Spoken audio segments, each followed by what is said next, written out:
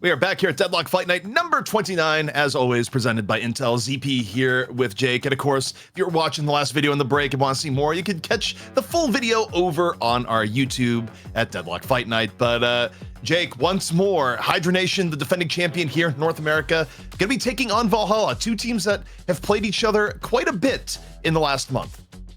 Yeah, and in the end, Valhalla looked really strong in that opening outing, but they have a much different foe in Hydronation, a team that is come back reinvigorated in the new meta. It took them a while to get their feet under them, but made some pretty convincing wins last week and started to show off like a new layer of strategy, which is actually quite similar to what the winning team in Europe played, right? Like playing around some of these Wraith Mirage setups, left are playing some Infernus. So maybe a team that is once again leading the region. Valhalla are going to need to put it all together to be able to put up a challenge here.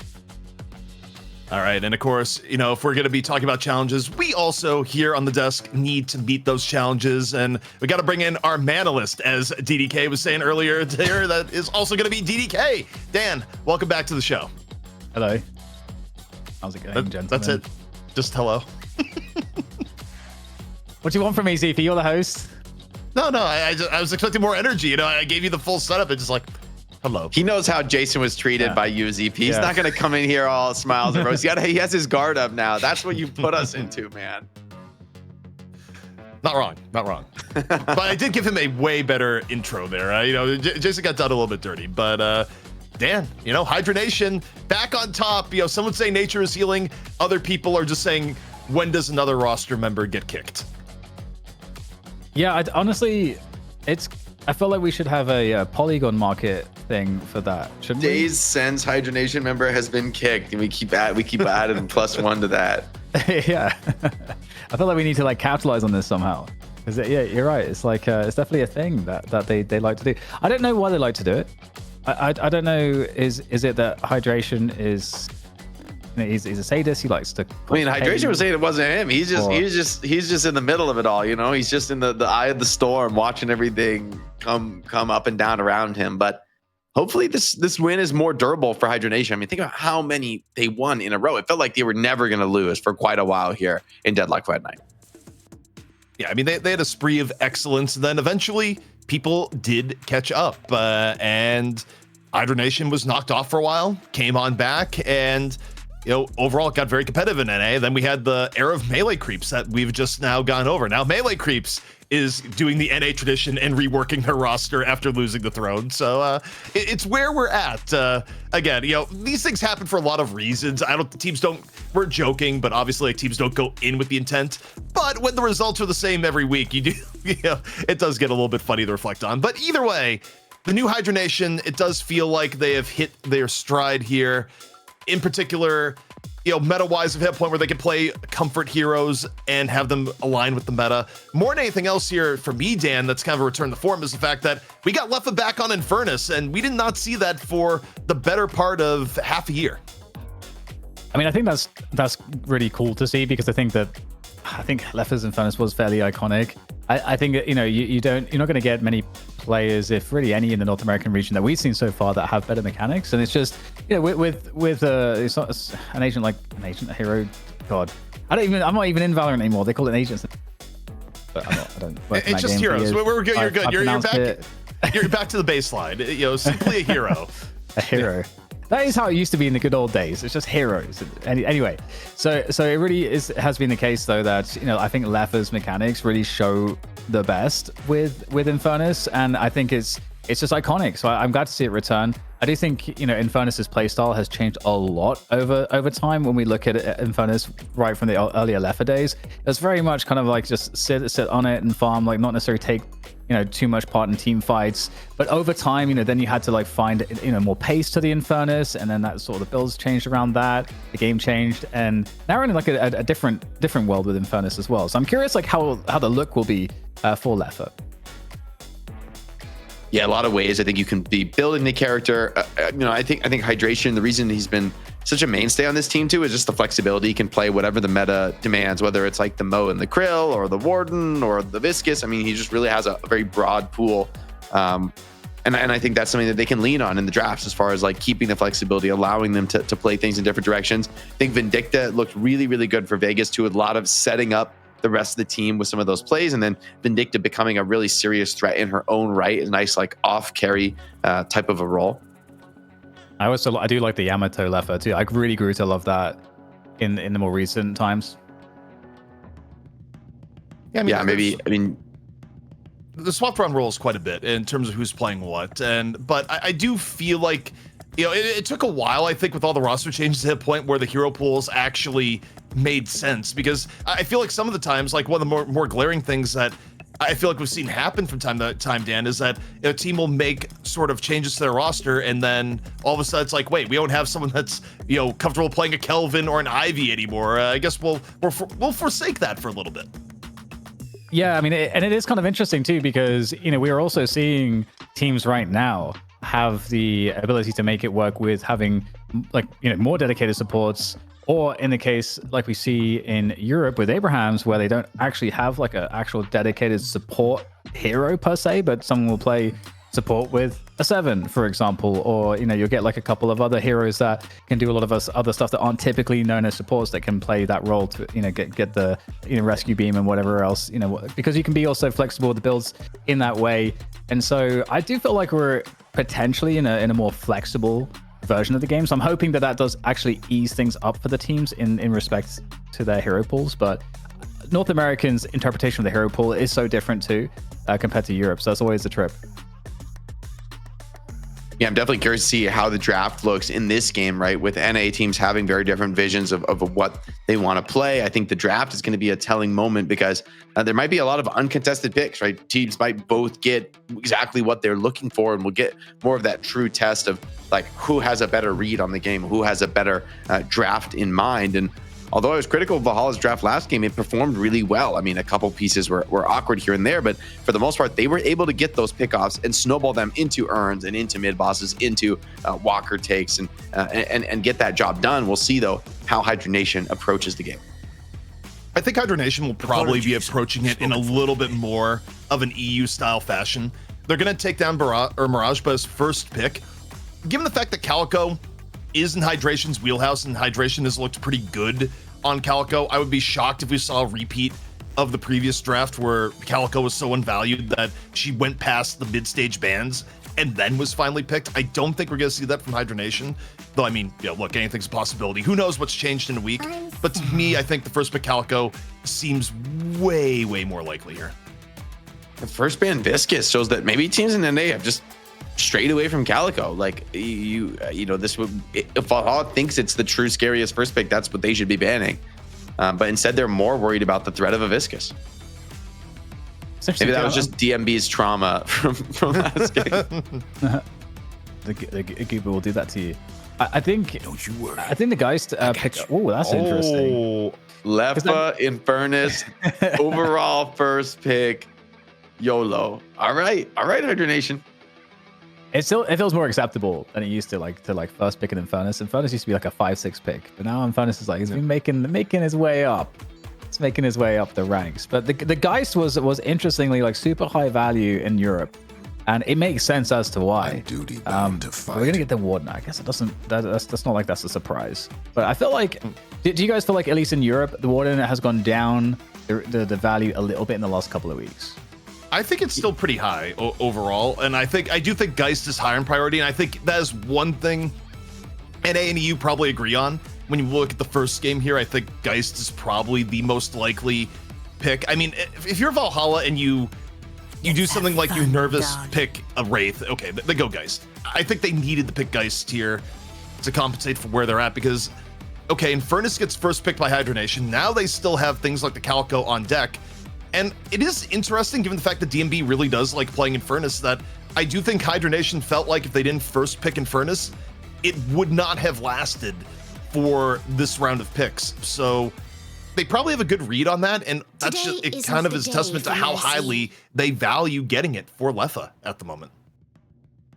Love the Vindicta this game. I mean, I think a hero that can stay away from Geist feels like a nice matchup. Has that like you know, if Geist is sitting on 1 HP trying to go for those swaps, then Vindicta's snipe is a real threat for you, and can kind of challenge that game style. And also somebody who can not only tether Warden down. I don't think Warden, he doesn't tend to be the most eager to buy something like a debuff remover.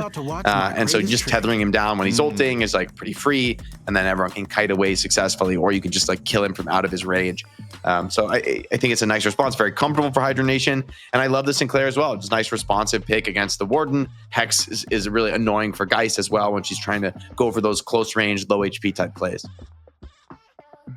The Sinclair's also is cool to see as well. I think it's just like such an easy pickup that I think creates a lot of threat, and you got the Warden already on the other end, so you've got like 2 nice ults to steal now with both the lasso and the last stand. So I feel like, you know, you could make the argument with Valhalla kind of walked into that. It's kind of like a must pick for Hydronation, and before the ban phase as well. So I like that they squeezed that in before the ban phase.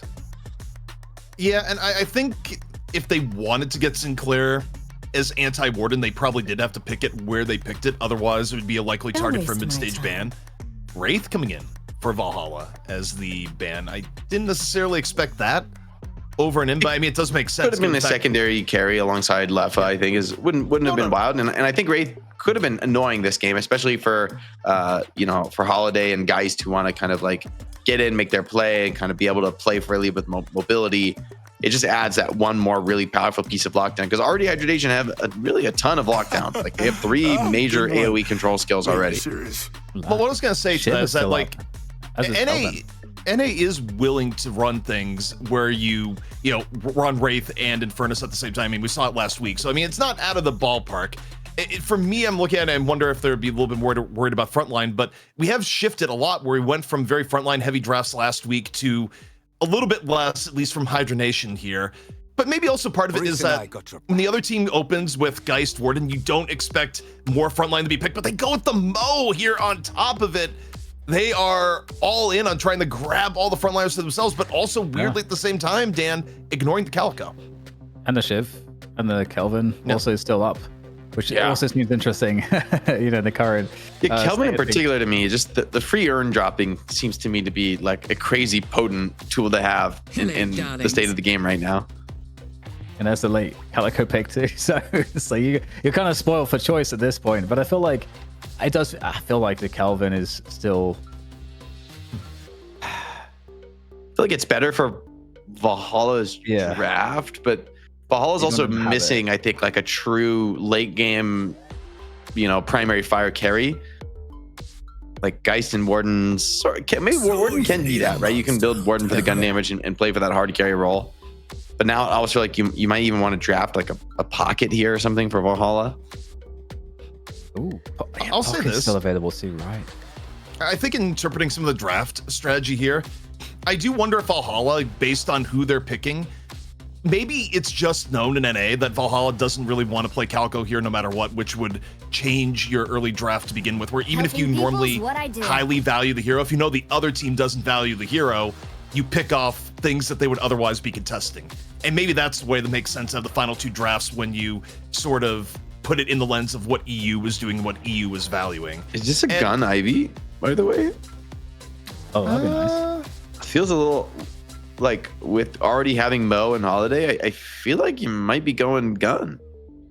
I've seen in my pubs some gun Ivies hit some crazy levels, and they go with the GT. So they're gonna go full on global presence pickoff. Like this is what this draft is saying to me. They're gonna do something very different, but I almost like that against Hydronation. It's like they're throwing something a huge curveball at them with a ton of pickoff threat, some solid team fighting. The late game carrying, it's a little sketchy, but if they're just ahead enough, like late game doesn't matter. If you're just up 10k souls, 20k souls, your potential in the late game doesn't matter. The Haze pick is an interesting response. This can be very much feast or famine. And one of the few times you've seen it played in NA, we'll see it in Hydronation, how they like to play it. Based on the draft so far, it seems like maybe more of a supporting role for the Haze, maybe more of the Taz style pickoff centered Haze. I'll be honest, as I look at this draft, I kind of get the image of the horse meme where the beginning looked really good, I think, for Valhalla. Dan, as I look at this, I am not as much of a believer in the second half of the draft where, there's no Viscous coming in and maybe, a little bit of rhyme to the reason of the early Viscous ban if you're planning on picking Mo. But I don't love, based on the power that we've seen, I don't really love the Mo Ivy GT back end of the draft. It feels on the weaker end relative to the general power that Hydronation has drafted here. Yeah, I guess if you compare it to the Calico Shiv Haze back end of the Hydronation draft.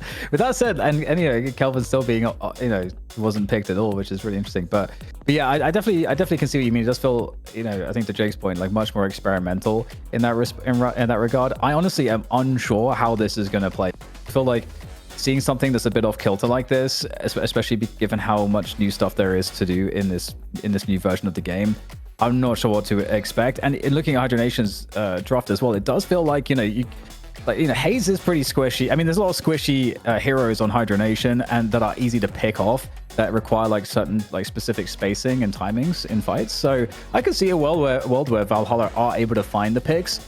The issue is, I think, again, like Jake said, is about kind of scaling. Are you able to kind of get ahead early enough to be able to be safe in the late game? And I don't know what the answer to that question is, but I feel like you need to have a strong early game.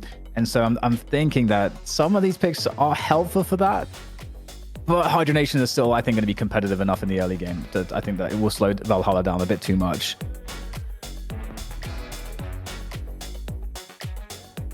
Well, we're hopping into game. We're going to get a few answers to some of these questions as it goes. But, you know, to me, Jake, when I look at this, I'm kind of interested in the middle lane, where I think you're going to see a middle lane Holiday again. But it won't be backed up by the Mirage. Based on what they have, I feel like it's going to be a GT Holiday lane, which to me, overall, I would rate a little bit lower than having Mirage there, and potentially going up against, is going to be Sinclair in lane? No, they're not sending the Sinclair in mid. But based on what happened last game with how Valhalla got ahead, I feel like your number one focus here has to be on mid lane. And you take a look, it is going to be the GT Holiday lane showing up. Yeah, I mean, Scout was huge for the last game. I mean, if he could blow up in mid lane, get that GT Bird online a little bit earlier, so some of those global threats could be massive.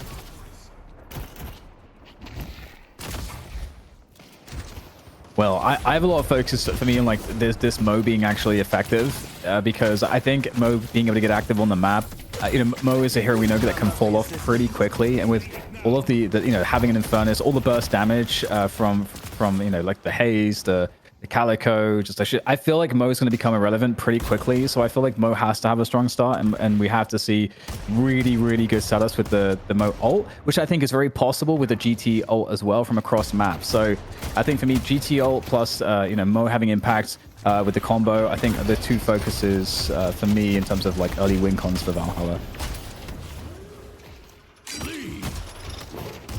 Yeah, that's a great point. I'm also curious to see, you know, who ends up getting active earlier from the mid lane, especially with Rokane. I think on this Haze, the way he plays us be really interesting and exciting, I think, because we just haven't seen much Haze in NA, and in Europe there's like Taz has been kind of the one to innovate a new style and has really shifted the ban pile, I think largely due to his success on the character.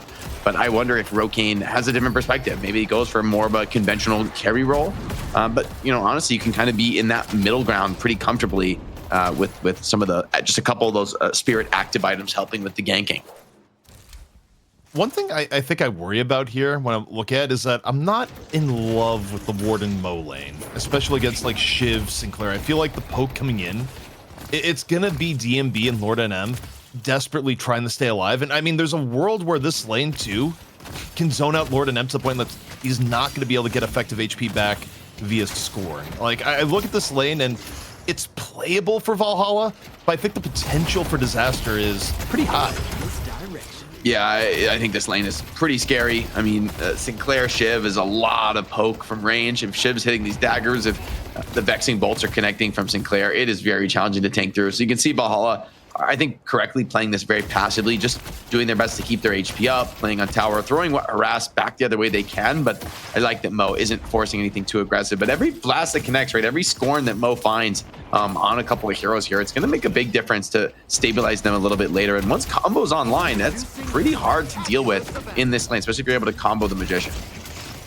And Lord NM's done a decent job so far of just being sneaky enough to get a few scorns on the Fish Cake, who has been pretty aggro. So even though you see the pressure coming in from all ends within the lane from Hydronation, I think Valhalla has actually done a pretty reasonable job of not falling too far behind. Meanwhile, you take a look at mid lane, and at least by HP, it's been relatively even. It's not quite what we saw in the last game where we had a Holiday Mirage lane just take over the game. Like, legitimately, I think Calico had died twice by this point, 3 minutes in. So, definitely a different game as far as early game tempo for Valhalla so far. Yeah, both teams showing respect in the lanes, just getting what farm they can. No real difference is going to emerge, I think, until maybe a little bit later. Still everyone quite healthy, going for pretty passive builds. This build on Vindicta, though, is pretty annoying, right? This very early suppressor makes trading quite annoying, and an early backstabber on Sinclair, man, that is a lot of pressure. He's really committing. He knows there's a chance for them to blow open this lane, and he wants to take every opportunity at it. But being that light on regen could make you a little bit vulnerable if there's ever an opportunity for Warden to get aggressive. Right now, maybe perhaps the most even lane phase we've seen all day across all regions. And also, the Mo Warden lane has really fought things back. You look at the general HP, we're actually back over on the other side for a little bit of Guardian pressure. And, you know, the interesting thing is that if you fall behind the Mo lane in this sort of spot, it doesn't get any better because you're about to have ults in the game, and you have to respect the fact that DMB can just drop last stand and dive into you if you get a little bit over aggro on applying pressure. So that entire lane dynamic really changing as soon as ultimates come on board. Go pretty farmed here, and that mid lane Guardian for Hydronation has gotten very low. Here's the barrel bomb, comes in and just pops Hydration. A little bit slow on the react there, couldn't get the ultimate off, but it would have been pure defense even if he did, and maybe would have been caught regardless. Tower's going to be going down. Mo doing what damage he can. Mostly it's just Warden here ulting, putting a little bit of pressure on the tower and the wave. But in the end, the damage trade pretty good for Hydronation here. I think they're going to be relatively happy about the way that trade went. Oh, goodbye, brother. Not only does the owl hit, but also in that trade where Lord NM died, also threw the combo into a losing fight on top of it. So you're gonna hurt the ability to have presence on the way back. Really nice trade so far here for Valhalla. Now you take a look at that fish cake. No way of getting away, and already the scout roam really making its mark heard. And look, they just got mid Guardian. They're about to convert here onto left, potentially. Yeah, it's still a bit of HP left. Here's Calico coming in to punish Hydration. Matches the lane roam. Stolen ulti from Sinclair. Just going to be dealing with the creeps. They know better than to try and contest into that stolen Warden ulti. And that rotation from Hydration is going to keep that tower alive and healthy and buy more time for them to continue to farm up here. Meanwhile, Lefa's sort of just all right, taking the middle lane now. Going to start to farm up as much as he can on the map. GT, though, can be kind of a scary hero to sit across the lane from, right? Like a couple of these nukes come on you, a roam comes in, the bird comes out, right? Like this is a little bit scary for Lefa. He has to be very clean. We're turning into a 3v3 off here into left-hand side. Scout just decided to stay because you had combo in the lasso still up and ready to go in here in just a moment. And you even see Scout just being like, okay, we're good to go in 10 seconds. And I mean, that combo, as far as it being really effective early on, is particularly scary. However, as I say that, they realize the rotation and, okay, does Scout come back around or Scout just zip to another lane? It's looking like Scout does not want to overplay their hand here on the left-hand side and, maybe swapping. And Jake, they're heading off to the right. Yeah, and I mean, anytime Scout's off map, it's a scary prospect for Hydronation. Anywhere he shows up can quickly turn into kills, and some of those objectives, of course, are very vulnerable. His tower's already being pushed up on. Hayes has a very tanky build here, though, and gets knocked off the zip trying to come in. The follow-up is there as well. Beautiful punish there. And just an unlucky attempt there on the zip for Rocane, trying to play his way out of this for the moment, but it's just too little too late. The knockdown is rough and just got caught with some spam shot right as he went for that zip play. That's actually the most tragic timing for Rocane. The fact that Scout was just barely able to get there in time, dropped the lasso. I mean, Rocane was back out because they knew Scout was coming over, but man, the hit off the zipline, brutal. Meanwhile, assassinate opportunity here. Scout a little bit low. Same for Vegas. Vegas, though, not backing down. Has faith in being able to land the shot up over, taking the long way around, and realizes, okay, this one perhaps going to go over, probably about to go back to heal. So pressure on the Scout going to fade, and 25k 37k combo. Meanwhile, over in middle and a little bit of bagging on top. Oh, and a big parry as well. That punishes Poppers pretty heavily. Great awareness from Lord NM there. Greedy heavy melee from Poppers. And Great Talent is starting to really profit from the way this game is going, right? Like getting active with the owl. Some of the kills are coming to them. And I mean, this is starting to become a problem here for Hydronation. Like the Valhalla, they're starting to hit their stride. We talked about them needing to get the snowball rolling and starting to get some picks going. But so far, they're doing just that. I mean, this looks really good. I think the standout for Hydronation has been the strength of Shiv in this side lane. He's got that Mystic healing as well, so it's going to be very hard to spam out of lane. I think you really like the allocation that you're seeing right now for Valhalla, where not only are your Geist and Morden in a good spot, but League has gotten very high value out of the middle lane. However, take a look here back on the left. You got Scout rotated over to the left-hand side again. 3-on-2. Not a good fight at all, really, for Hydronation to potentially be involved in here. The odds not in their favor whatsoever. Team B able to take down Poppers, and you take a look at Fishcake. Fishcake is like, yep, okay, I'll just leave now. But there may be no leaving. This is close to the walker. Oh, and the risky melee from Lord NM there. I guess it doesn't matter if he gets parried. Is his teammate right behind him to finish off the kills. Great talent though, being caught, punished. The flanking this around. The 1-for-1 should favor Hydronation, but the lead has kind of grown here. 7K lead. Opening up a Guardian would start to help that. Rokane's going to attempt just that, but you see the roam coming in from Valhalla, bringing in potentially 3 players to punish this push up in the mid lane. Yeah, mid lane. Again, fully stacked at the moment for Valhalla. Looking to take advantage here in just a moment, and you take a look. You're able to find Vegas. Vegas trying to get away. Oh, gets the parry, but it's not going to be enough. Goes Double down, but parry. it gets Scout killed. Hydration is there, so the parry. It's the legacy of Vegas. Sets up Hydration for 2. 1 parry changing the deal. Ava form up and over. Now rotation on the other side. And finally, Hydronation, they just get 1 opportunity. Vegas hits a couple of sick parries. They completely turn that mid lane gank attempt around, clear out the mid Guardian, and the game is pretty much dead even right here. Hydration gonna save that gun buff. Looks like Shiv is the one to grab it. And they're even gonna get Earn Prio if they want to try and go for an early run. Yeah, not bad at all. And, you know, for Valhalla, they were in a really nice spot, but it goes to show it only takes a mistake or two to throw away a good portion of your lead, even when you've been playing so ridiculously well. I think sometimes you look at games like this, Jake, and you take it for granted that teams will always make the right decision.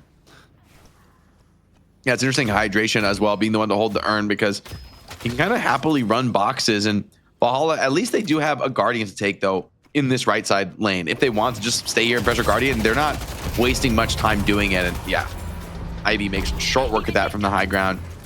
And it's a little bit, I mean, now there's opportunity to repush for Hydronation and go for the Earn. But they are wasting a little bit of time just holding on to that. Oh, they're full rotating here on the left, and this could get real ugly for Scout. Scout looking to get just away. Slipped out, dodged the copied lasso. Yeah. And the Rabbit Hex. And there's going to be no kill there in that side lane. Counter engage coming in with the Warden. Zerbzi kills Lefa, meanwhile on the other side of the map. And Valhalla hold on to both of their side Guardians. This has been really well managed. The fact that Scout lives there, I think, is a huge part of the reason that they're able to keep that Guardian up. And Hydration's just been box running this whole time, but not able to turn it into cap forms. I just don't think it's efficient holding on to the Earn this long. I really feel like maybe you're loath to drop it at this point, but you are going to fall behind. You do eventually need to force something with this. I guess he's got the Torment Pulse, so he could still farm, but it's weird. I think you make the excellent point of like, okay, even if you're going to be holding the Earn for a while. Oh, lasso. Oh, by the way, here comes the lasso in out of nowhere. And okay, fall through may not be there, but yeah, I mean, in an ideal world, you don't put it on your Calico player who otherwise could be acting as a cat and getting all sorts of value from it. But nearly disaster striking there. The fall through just not there. Mo, close to that combo. Hiding in wait. Looking for some kind of play here on the flank. Some trades happening. Lefa trying to force some attention over to him. 2-1 here in this lane. Drops the slowing hex, but Lefa slips out of it for the moment. Drops the ulti as well, trying to turn this one around. He's so incredibly low on this Avernus. Does he have the lifesteal to play his way out of this? He does not. Scout is here. However, Hydration got the Earn turn in on the other side of the map. Sleep nicely dealing with League's bird there, so the ultimate is not going to be coming in to connect that help on the flank. Combo from behind, Mo. Invisible Mo. Oh, he's so close. Oh, Rokane just barely has the sleep. It's sleepy at the very end where, I mean, look, you talk about targets for hitting the sleep. Well, that's going to be one of them. So, you know, Mo, just larger hitbox. But yeah, 66K to 72K here. Valhalla, the Hydronation working on making the comeback. But, you know, you take a look at, they're about to hit the point where Hayes has a better power spike into the mid game, more opportunities for Rokane. Not the worst situation to be in, although the one thing you got to be afraid of on the other side is the fact that both Dew and League pretty highly allocated at this point. So next few engages before the second Earn, pretty important right now for dictating the rest of the game. Yeah, DMB has so far held on to his Guardian. He's farming up too. I think the Warden, we've seen a lot of Wardens just not really get that much farm in some of the recent games, which just made us feel he's not the strongest. But I do think Warden has one of the scariest like top end late games of like the mixed gun and spirit build is really hard to play against. And you just have great team fight, great single target damage, great tankiness, and you're a very serious engaged threat, especially with some of the squishier characters that Hydronation have drafted, right? They are a little bit more vulnerable to like lightning scroll and just getting swarmed over. And if you get controlled under the Warden ulti, under Warden's just like withering regular primary fire, it's a scary prospect. All right. Both teams still rotating around. And actually, things getting a little bit heated here on the right-hand side. Do senses the pressure. Backs on out. Guardian gonna be going down. And actually, it's kind of interesting. We look at the Guardian situation. It's Hydronation's second Guardian of the game, finally getting the flex slot. A little bit late by their standards. And okay, Lasso may have bugged out again. You take a look. Yeah, at look, just maybe he got bugged in the corner or something. Unfortunate. They're trying to counter pressure on some walkers, but the support has shown up. Vindicta's here. She's trying to get a connection. Lefa wants to turn and burst down this guy. The swap comes in. The Rokane is low. If he dies, this is not going to be worth. Just barely gets the kill in time, and there's no remaining dots for Rokane. Just barely survived that one. But the bird, the pings are coming in onto Hayes. They're scouting him out. Surely he's caught. No, he slipped away. Dodged at the last moment. Meanwhile, you look at the state of the game. I mean, Hydronation clawing their way back over and in. Earn now available for pickup. Hydronation, way more players in and around. So you'd think for Earn control is going to go their way. Hopefully this time not on the Hydration. It's over. And just a little bit creeping where, yes, you can in fact use Assassinate to creep. And no, it is not a bad idea, especially when, you know, you get charges left to regen.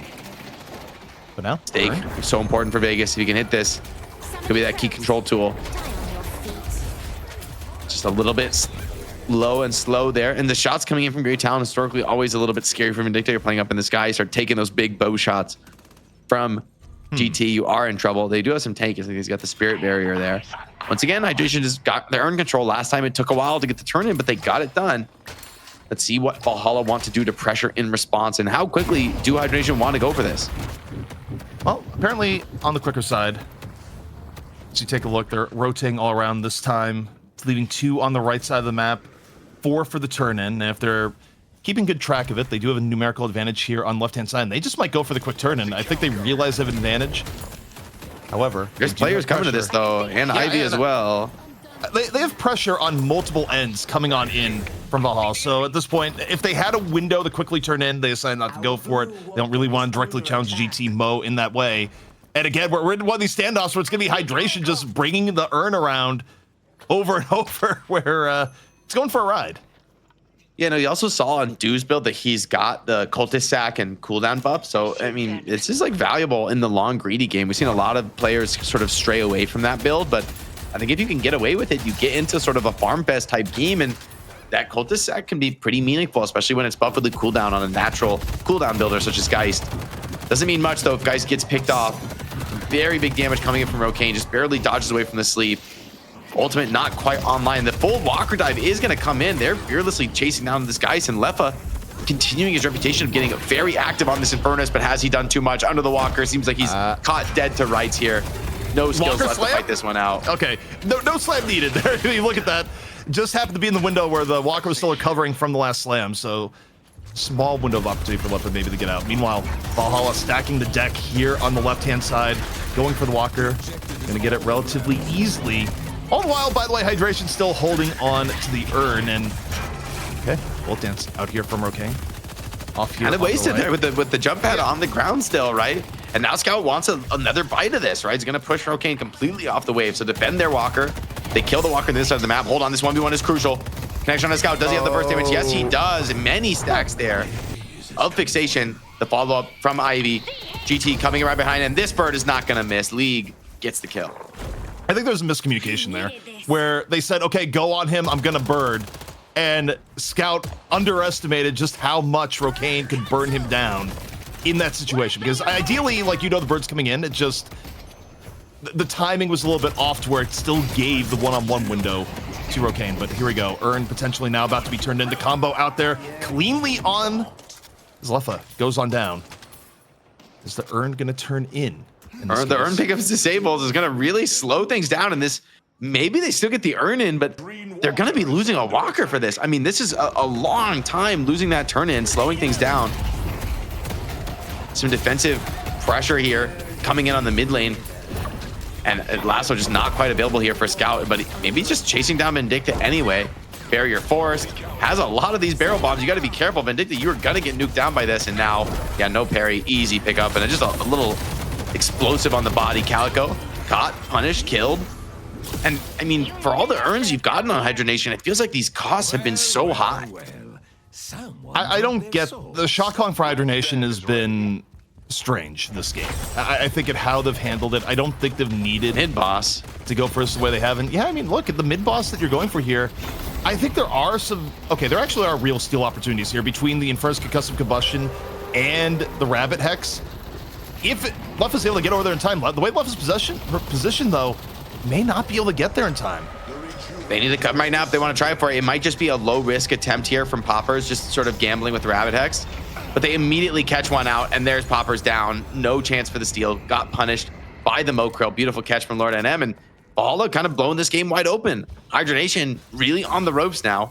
Soul lead isn't too terrible, but they're in the type of position where the souls aren't really what's losing them. It's that they constantly get picked off. They're getting traded in these macro exchanges. Fishcake really needs to get out of this. A pick now would be devastating. It's more or less a free walker if Shiv goes down. Yeah, but here we go. Fight engaging here after the mid boss. Hydronation trying to get any early pick off here. And now Fishcake, the deferred damage is actually going to be a little close now. He's getting so much heal from his passive. Okay, that is unreal tankiness on the Shiv, actually, even for a Shiv. Okay, so 114K, the 124K, and we're gonna get a quick pause where, you know, the action's been back and forth. We haven't had a good, clean opportunity to call in Dan for some thoughts here in the game. But, you know, Dan, you've been watching this here, Vegas now, doing a little bit of reconnecting. What do you got? I'm actually loving this game from Valhalla. It's interesting because we were kind of talking about how the synergies of the hero picks for Valhalla would work out and kind of what the win conditions might look like. And we're really seeing a lot of that, you know, come to pass. You know, we started off by, or one of the points I highlighted was, you know, the GT buds and, you know, the combo kills, just to, you know, highlight two heroes in particular. And we can see like a lot of play out of that, obviously. But I think the thing that surprised me was how well Scout played off of the roaming in the early game, because we said we really need to see Valhalla have a strong early game, and they got the middle tower down quickly. They were able to continue the pressure with amazing barrel play from Scout, like consistently getting picks on every single gank attempt. Like that was super active. And then they transitioned that into a very active mid game as well, but they continue to find the pickoff. So I'm just loving the synergy. Hydronation have consistently had to be reacting, and they're doing a good job in holding on in a lot of these instances. But and again, like the thing about this game is that they just have to hold on for long enough. This rejuve is the biggest challenge now, about how much value can Valhalla get out of it, how far can they get ahead. And then I think if Hydronation are able to kind of survive whatever the difference is there, I think then that's when Hydronation start taking over. So Valhalla have to get a big edge off of this rejuve, and then I feel like they have to convert into bigger objectives pretty significantly. Otherwise, they might start to get scaled out of the game. I think that's still possible here. Well, the good news is they're able to get the urn. Hydronation wants no part of it. And you kind of look how Hydronation is playing here. They don't necessarily have some of the great comeback options the way that Valhalla would if the positions were reversed. You know, the combo lasso on Valhalla's side. You know, Hydronation at this point, Jake, it does feel like they have to kind of play and hope that Valhalla makes a mistake. Yeah, that first rejuve tends to be a pretty big opportunity to kind of open the game up and establish yourself for how you're going to potentially close things out. That being said, right, there are always the big chances for some of these big comeback fights. You know, a big silence wave from Rocane can be a problem. Vegas could lasso people down, and then Poppers maybe a stolen ulti. But Valhalla have been smart, I think, to just constantly look for pickoffs. They're not forcing objectives. They're, you know, using the time to force Hydronation into some aggressive moves where they could be punished by. We've seen how dangerous Mo can be, you know, waiting on these side lanes, looking for opportunities. Owl out here, not only a threat for just outright pickoffs, but also the scouting at times when you're in lulls of the game like this. Hydronation, though, under the gun, a deficit they need to find a way to turn back. Valhalla, meanwhile, saying, you know what, we're gonna go here for a little bit of base guardian action. Hydronation, though, fighting back tooth and nail. And, you know, the one scary thing here, even though farm-wise not super ahead of the game, based on what we saw previously, Jake, I do wonder about the threat of Infernus in an extended base battle, where I feel like Infernus grows in value the longer the fight goes. Sleep on the Ivy, but maybe a little bit too deep to chase out here. And Ivy, you're right. I mean, like the Ricochet Infernus can be a big problem. Lord of them took a ton of damage there, has to just fall back and heal. But I believe, yeah, is that base Guardians down there from Do. And so just being pressured on multiple fronts at once, eventually Hydronation give up something. This is a big stake, though, opportunity. Leffa gets in and they strike and punish one of the angles. I mean, Valhalla just doing a little bit too much to stay there after Do had already taken base Guardians elsewhere on the map. Also, I didn't think they realized that they had that many members of Hydronation there to follow up on the stake. I mean, it wasn't just the stake from Vegas that was really well timed. It was just the immediate follow through. The window of opportunity to capitalize and take jungle off this, though, very, very limited because of the Rejuvenator. I think Hydronation just going to be more than content to get a little bit of lane pressure here and go from there. But you talk about chipping away at the lead. Those are the sorts of plays that will get you back into the game. Yeah, it does prevent the lead from expanding as it would have normally with Dude just grabbing base Guardians. It's a nice find to just do that without really taking a fight, right? You're just sort of punting and pecking at different sides. However, the mobility, not completely there for Valhalla. Like Ivy has this global mobility, but they don't have like the Wraith Mirage type heroes who are really adept at ratting. They are regrouping around the mid lane though. Maybe they want to go for another shot at that mid walker. They're looking for it. Around and around we go though. Rocane stealth, looking for the opportunity to set this up in Hydronation's favor. They get the jump now on the DMB. Are they able to get DMB? Super low. The punish is there. Fish kick on the execute. Going for another one. Stoneform barely gonna save Ivy, but not for long. Poppers on the finish. And back-to-back fights now, Jake, where Hydronation, via sneaky rotations, generates 2 pickoffs. And this time around, there's no Rejuvenators, so they're gonna get way more on the map from that exchange. Yeah, maybe even the mid walker on the menu. Big flank from Mo, trying to go for a combo on somebody. Just maybe forced out of this one though. Can't really get into the connection at all. Maybe doesn't, I think the follow-up is there, just trying to clear what waves he can, but this walker is going down and the damage is there for Hydronation. They're looking to snowball this lead even further and they're getting just that. Valhalla crumbling right now. It's Valhalla fumble is what we're seeing right now. I mean, Hydronation turning one good pickoff into another. It's stagger upon stagger. And Valhalla is simply lucky to an extent that mid boss isn't up and available here because his turnaround is kind of unreal and not something you see a whole lot, Jake. I mean, you stop and look at it. Valhalla was up, I think, around like almost 25K, and the lead just crumbled bit by bit, almost unceremoniously, from 2 double pickoffs that happened one after the other, essentially. Yeah, those are really going to bite. The Hydronation now free to grab the buffs on the map. They get a spirit and a movement. The urn is picked up for Valhalla, so at least they have the control over the next objective. But we're down to 1 walker v 1 walker, basically an even game here.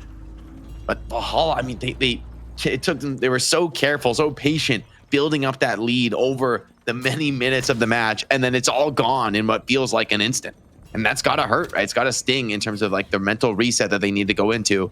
Still, this team fight is winnable for them if they can force it well around the urn drop.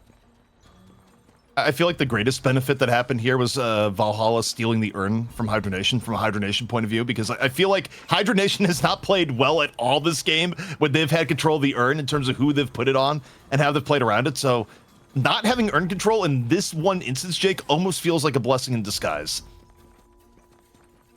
Yeah, maybe. I mean, they're completely in control of the drop-off location as well. I mean, Hydration scouting everything out. So I like that Valhalla aren't forcing anything. They're content to play this one slow. But it feels like Hydronation are finally unleashed and they're confidently spreading around the map, clearing out a lot of jungle right now. Neither team wants to be the one to slip up. They know that right now the game is essentially fully even, and that one big team fight, especially with mid-boss now spawning, could be the beginning of the end.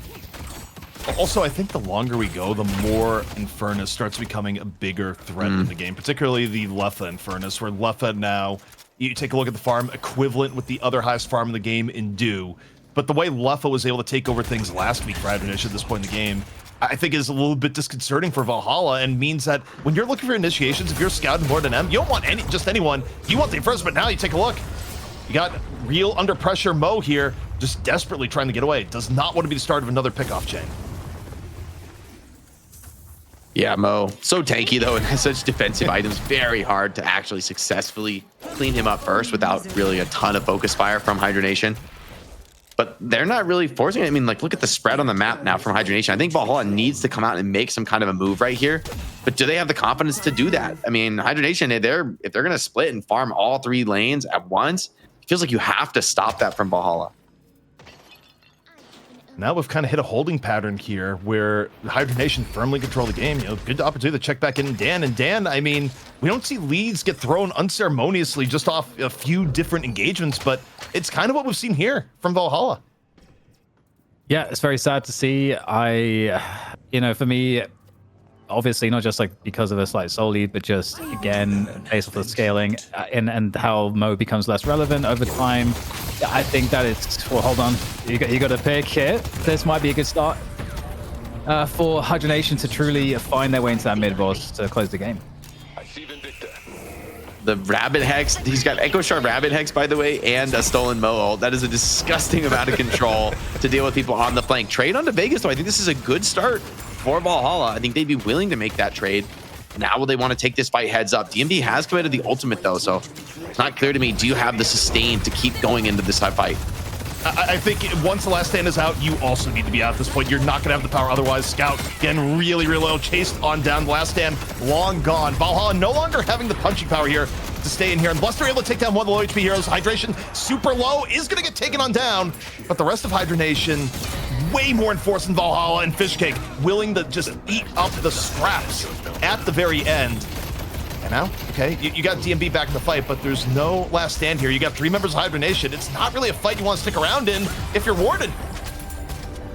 Shiv is just eating them up right now, and mid boss is up. I mean, time to immediately go take it. Think about, you can't think of 3 better heroes to have a live Hydronation at the end of that fight. They have all the DPS they need to burn down that mid boss, get the rejuve online, and maybe progress to start breaking this Valhalla base. Hydronation, they held onto that mid walker so tenaciously, and now they're really going to be rewarded for it. I just can't imagine Valhalla getting the contest off here. Maybe, I guess they're going to grab an urn as a consolation prize. You've grabbed the urn. Again, it's weird how this game has panned out where the team that has urn control gets absolutely destroyed for the privilege of having for the steal. Maybe. Yep, they're going for the steal. Oh, the parry is there. Ooh. It doesn't work out, but I love the attempt. That is one of the sneakier attempts to go there, and highest probability if the owl goes there and it's misplayed. However, Lee gets caught for it on the other end, and the urn control is going to be grabbed. Beginning of the end, I feel like we're witnessing here, Jake. Yeah, you gotta try that. It was a really well executed attempt. I'm actually impressed the Hydronation are someone's able to slip in there and get the parry on Lord NM to save the rejuve, because a rejuve still there could have really brought this back for Valhalla, could have given them a new lease on life, another big chance to take a team fight on the map. But now it's Hydronation who look to continue to expand the lead. See that right lane is pushed so far in. Brocane just gonna confidently take that walker with the 2 players dead. I mean, even with rejuve, you have 2 players dead. Like, you just keep pushing this, right? Do the urn drop, and then you still have time to at least get a set of base guardians before Valhalla are at full strength. All right, so one thing of note here, even though as things look really good for Hydronation and the scaling a lot better, Valhalla still running a comp that can get pickoffs here. And hey, if one team can throw a lead, so can the other, but not as likely, I think, for Hydronation this deep in the game. But we'll see if Valhalla has anything left up their sleeve. But, you know, for me, thinking back to the last map and the early parts of this map, I feel like all eyes got to be on Scout. If anything good is going to happen here, Jake, it'll come from the lasso of Scout and everything else thereafter. Yeah, that could be the ticket. Hydronation is greeting, you know, clearing out the lanes, going to go deal with the side lane as well. And Scout, we'll see, he's got the curse as well, so he has a pretty disgusting follow-up if he's able to pull somebody in cleanly with the lasso. But so far, you know, Leffa and Poppers have been so willing to, like, double down on any engagement and just full send into the backline. The pickoffs are turning into the type of explosive team fights that Hydronation want. Also, you talk about other issues here. I mean, the front line is decent for Valhalla, but I think at this point in the game, you'd much rather have like the Shiv Calico in your face, especially when it's backed up by the Inferno. So I think like comp-wise on top of it, Hydronation, even if all else was even, at this point in the game, I think Hydronation is working with a little bit of a stacked deck. So the win conditions, they still exist for Valhalla, but they're very narrow. And the problem is too, is as time goes on, look at all the jungle that's being devoured right now. Valhalla stuck in and around their base, and the rest of Hydronation is eating the map. So the gap is growing every minute that passes that Valhalla isn't able to put together a play that ends up in a pick. And Hydronation just has a much better scaling draft. I feel like they have basically all their characters can become late game carries. And so, yeah, you have some great pick-off threat for Valhalla in terms of like starting to turn things around. But in the end of the game, it's going to come down to the full 12-man brawl engagement of like who's got better DPS, who can stat check harder and clear objectives faster while the fight's going on. And for Valhalla, it's pretty much just like DMB and Do who's got to stand tall into the front line. And I'm not convinced there's enough tankiness in this game to deal with Hydronation's damage, especially with Shiv having the execute, Lepa and Rokane doing some of the highest single target damage in the game natively on their characters. And at this farm level, it's very easy to see them realizing that in the fight. Hydronation threatening all 3 lanes right now, keeping everything pushed up. And again, this is a scenario where if they don't see an opportunity to go on in, look at where they're set. They're ready to take the jungle as it respawns. And, you know, as we got clearance between the 2 teams, it doesn't look like we're immediately going to get a fight until mid-boss comes up. You know, Dan, 20 seconds till mid-boss is up. What do you think? I think it's over, man. They're prisoners in their base. They are in jail. No, but I think it's very hard at this point. I just think that Hydronation have gone way too far ahead, and I think that obviously the best chance is gone. It's going to require a mistake from Hydronation. They are human beings, I can remind everyone, so that it's possible for them to make mistakes. And so that's kind of what Valhalla needed. But you never want to be in a position in a competitive match where you're having to rely on your opponent's mistakes. You want to obviously create situations where they make mistakes, but if they're so far ahead that it requires a catastrophic mistake, that's not a good spot to be in. But that's where Valhalla is. Also, I misread the UI for I just looked at the timer and not the words. The revive was panning off. Still a little bit longer till mid-boss, but fact kind of remains here, Jake. I think Dan said it very well. They are prisoners at the moment. Yeah, and during that rejuve power play, Hydronation expand the lead to 43,000 right now. And this is getting scary. I mean, you were just building into like all these terrifying late game primary fire items. And I mean, you're just going to see from Infernus and from, especially Infernus, honestly, like this amount of damage he's going to put down is insane. And he has pretty ridiculous tankiness in this build too. He's not easy to kill, especially if he's put that inhib on you. I mean, and this is one of the biggest damage threats on the field right now is the Infernus. And at the same time, he's probably one of the hardest kills to get to. I think Valhalla, they're just, at some point, it feels like they're playing for the Hydronation mistake, or they're playing for the contested mid-boss. I think it's one of the two. Ideally, they would hope for the mistake first, because I think the full-on mid-boss fight, I don't think it's super likely to go Valhalla's way, but okay, they're actually on the map. They're looking for it. Bow over in. Combo is had. Is the fall through going to be there? The combo is used. The engage is here. The time is now. The last stand ready to go. Hydronation retreating a little bit, and Jake, I don't think it's enough. DMB is iron fisted though, has held on to that ultimate. And so neither team has actually really made any major commitments. Valhalla using that Mo catch, but it's not the end of the world. Hydronation doesn't want to let them get out of this so easily, though. They're trying to double down. The curse, the catch. He cannot escape, and without Warden, surely this is too much. A big nuke comes in, but Popper just has the tankiness to deal with it, and Hydration is just diving in, scouting everything, absolutely fearless. They just can't deal with this Ava. His HP is not going down. Oh boy, that is one tanky cat who needs 9 lives. You just have 1 life with the life of 9. And Valhalla losing another 2. I mean, they don't have any real way of fighting this here. I mean, maybe Scout is able to lasso someone into the fountain, but Hydronation has hit the we can run at you point of the game. There's nothing really that's going to effectively stop them from getting both shrines first stage patron. And after that, they're going to be able to go to middle and grab mid boss. Jake, the train of inevitability has gone into the station. Yeah, I mean, theoretically, they shouldn't drop the mid-boss, or shouldn't drop the patron before they do mid-boss. That's why Rokane is doing the mid-boss right now. We'll see if they end up going for that first phase. It'd be a very confident play from Hydronation. He's ulting down TPS down the mid-boss. I think he is going to solo it. So the timing could be kind of perfect here for Hydronation. Mo comes in, looks at combos. I mean, there's only 4 players alive, though. Are you sure you want to fight this? They do get poppers. Well, they know Hydronation. They're not at full power here either, so I think Valhalla, they're trying to seize the opportunity. The problem is that they're just so much weaker on the individual level. You're talking about a nearly 50k soul lead here. So yes, Hydronation at this point in the game has the ability to split and have it be completely fine. Now going over to finish off the mid boss. League is still down. They're not going to have the Owl as an option here for steal. Valhalla, though, they are on the way here, Jake. They're going for one last-ditch opportunity. We'll see if it's a time. Mo nearly up and over. Should be able to blink on in. Big positioning advantage here for Hydronation. Only 5 players alive. The connection is good. Hydronation, they grab the reach of Valhalla. They've got to slip out of this one or maybe somehow get a team wipe. But Hydronation, the players are so incredibly strong. Shiv, just immortal here, standing and delivering into the Warden ulti. Still healthy, still high HP, even dodges away from the trap. A lot of kills do come in though. 4 for 4 now. Leffa though, still alive, still a little bit healthy. And when Infernus starts turning this one around, starts bringing the aggression, it's gonna be a problem even for DMB's Warden, and the game slips away from Valhalla. They are gonna have that patron knock, but I think with these spawn timers, it should be game over. Yeah, I mean, the patron knock is going to come in, and you're just going to be with a much bigger advantage with Rejuvenators. It's going to be map 1 going the way of Hydronation, and this is one of those losses, Jake. I mean, look, you think about your experience as a pro player in other games. I feel like for Valhalla, this has to hurt a little bit more than the norm for how far ahead they were in this game. Yeah, they were ahead. I think they were maybe a little too tentative. Like, in the end, they were ahead, but they also picked a kind of an early game snowball draft. And I think they kind of had to keep pressing that advantage, but they were a little uncertain about sieging that mid lane Walker. And Hydronation, they were able to prey on that uncertainty, right? Getting a couple big fights from that mid lane Walker defense where Valhalla were trying to split and get a little bit more out of the map, be a little bit greedier.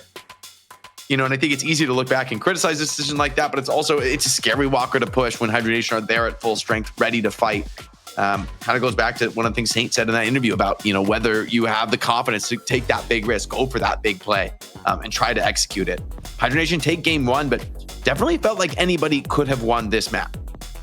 Well, time to bring back in Dan. And, you know, Dan, you had said at one point this is one of your favorite games of the night here so far. And look, Valhalla, they had a great advantage at one point, and Hydronation also looked outright just useless when it came to the Urn game. I mean, they were putting the Urn on Hydration. They were losing map control every time they had Urn control, and they were really far behind, but they just had that period of play where they got 2 pickoffs, and then a little bit later, they got another 2 pickoffs. They took the entire jungle, and they're right back in it, Dan.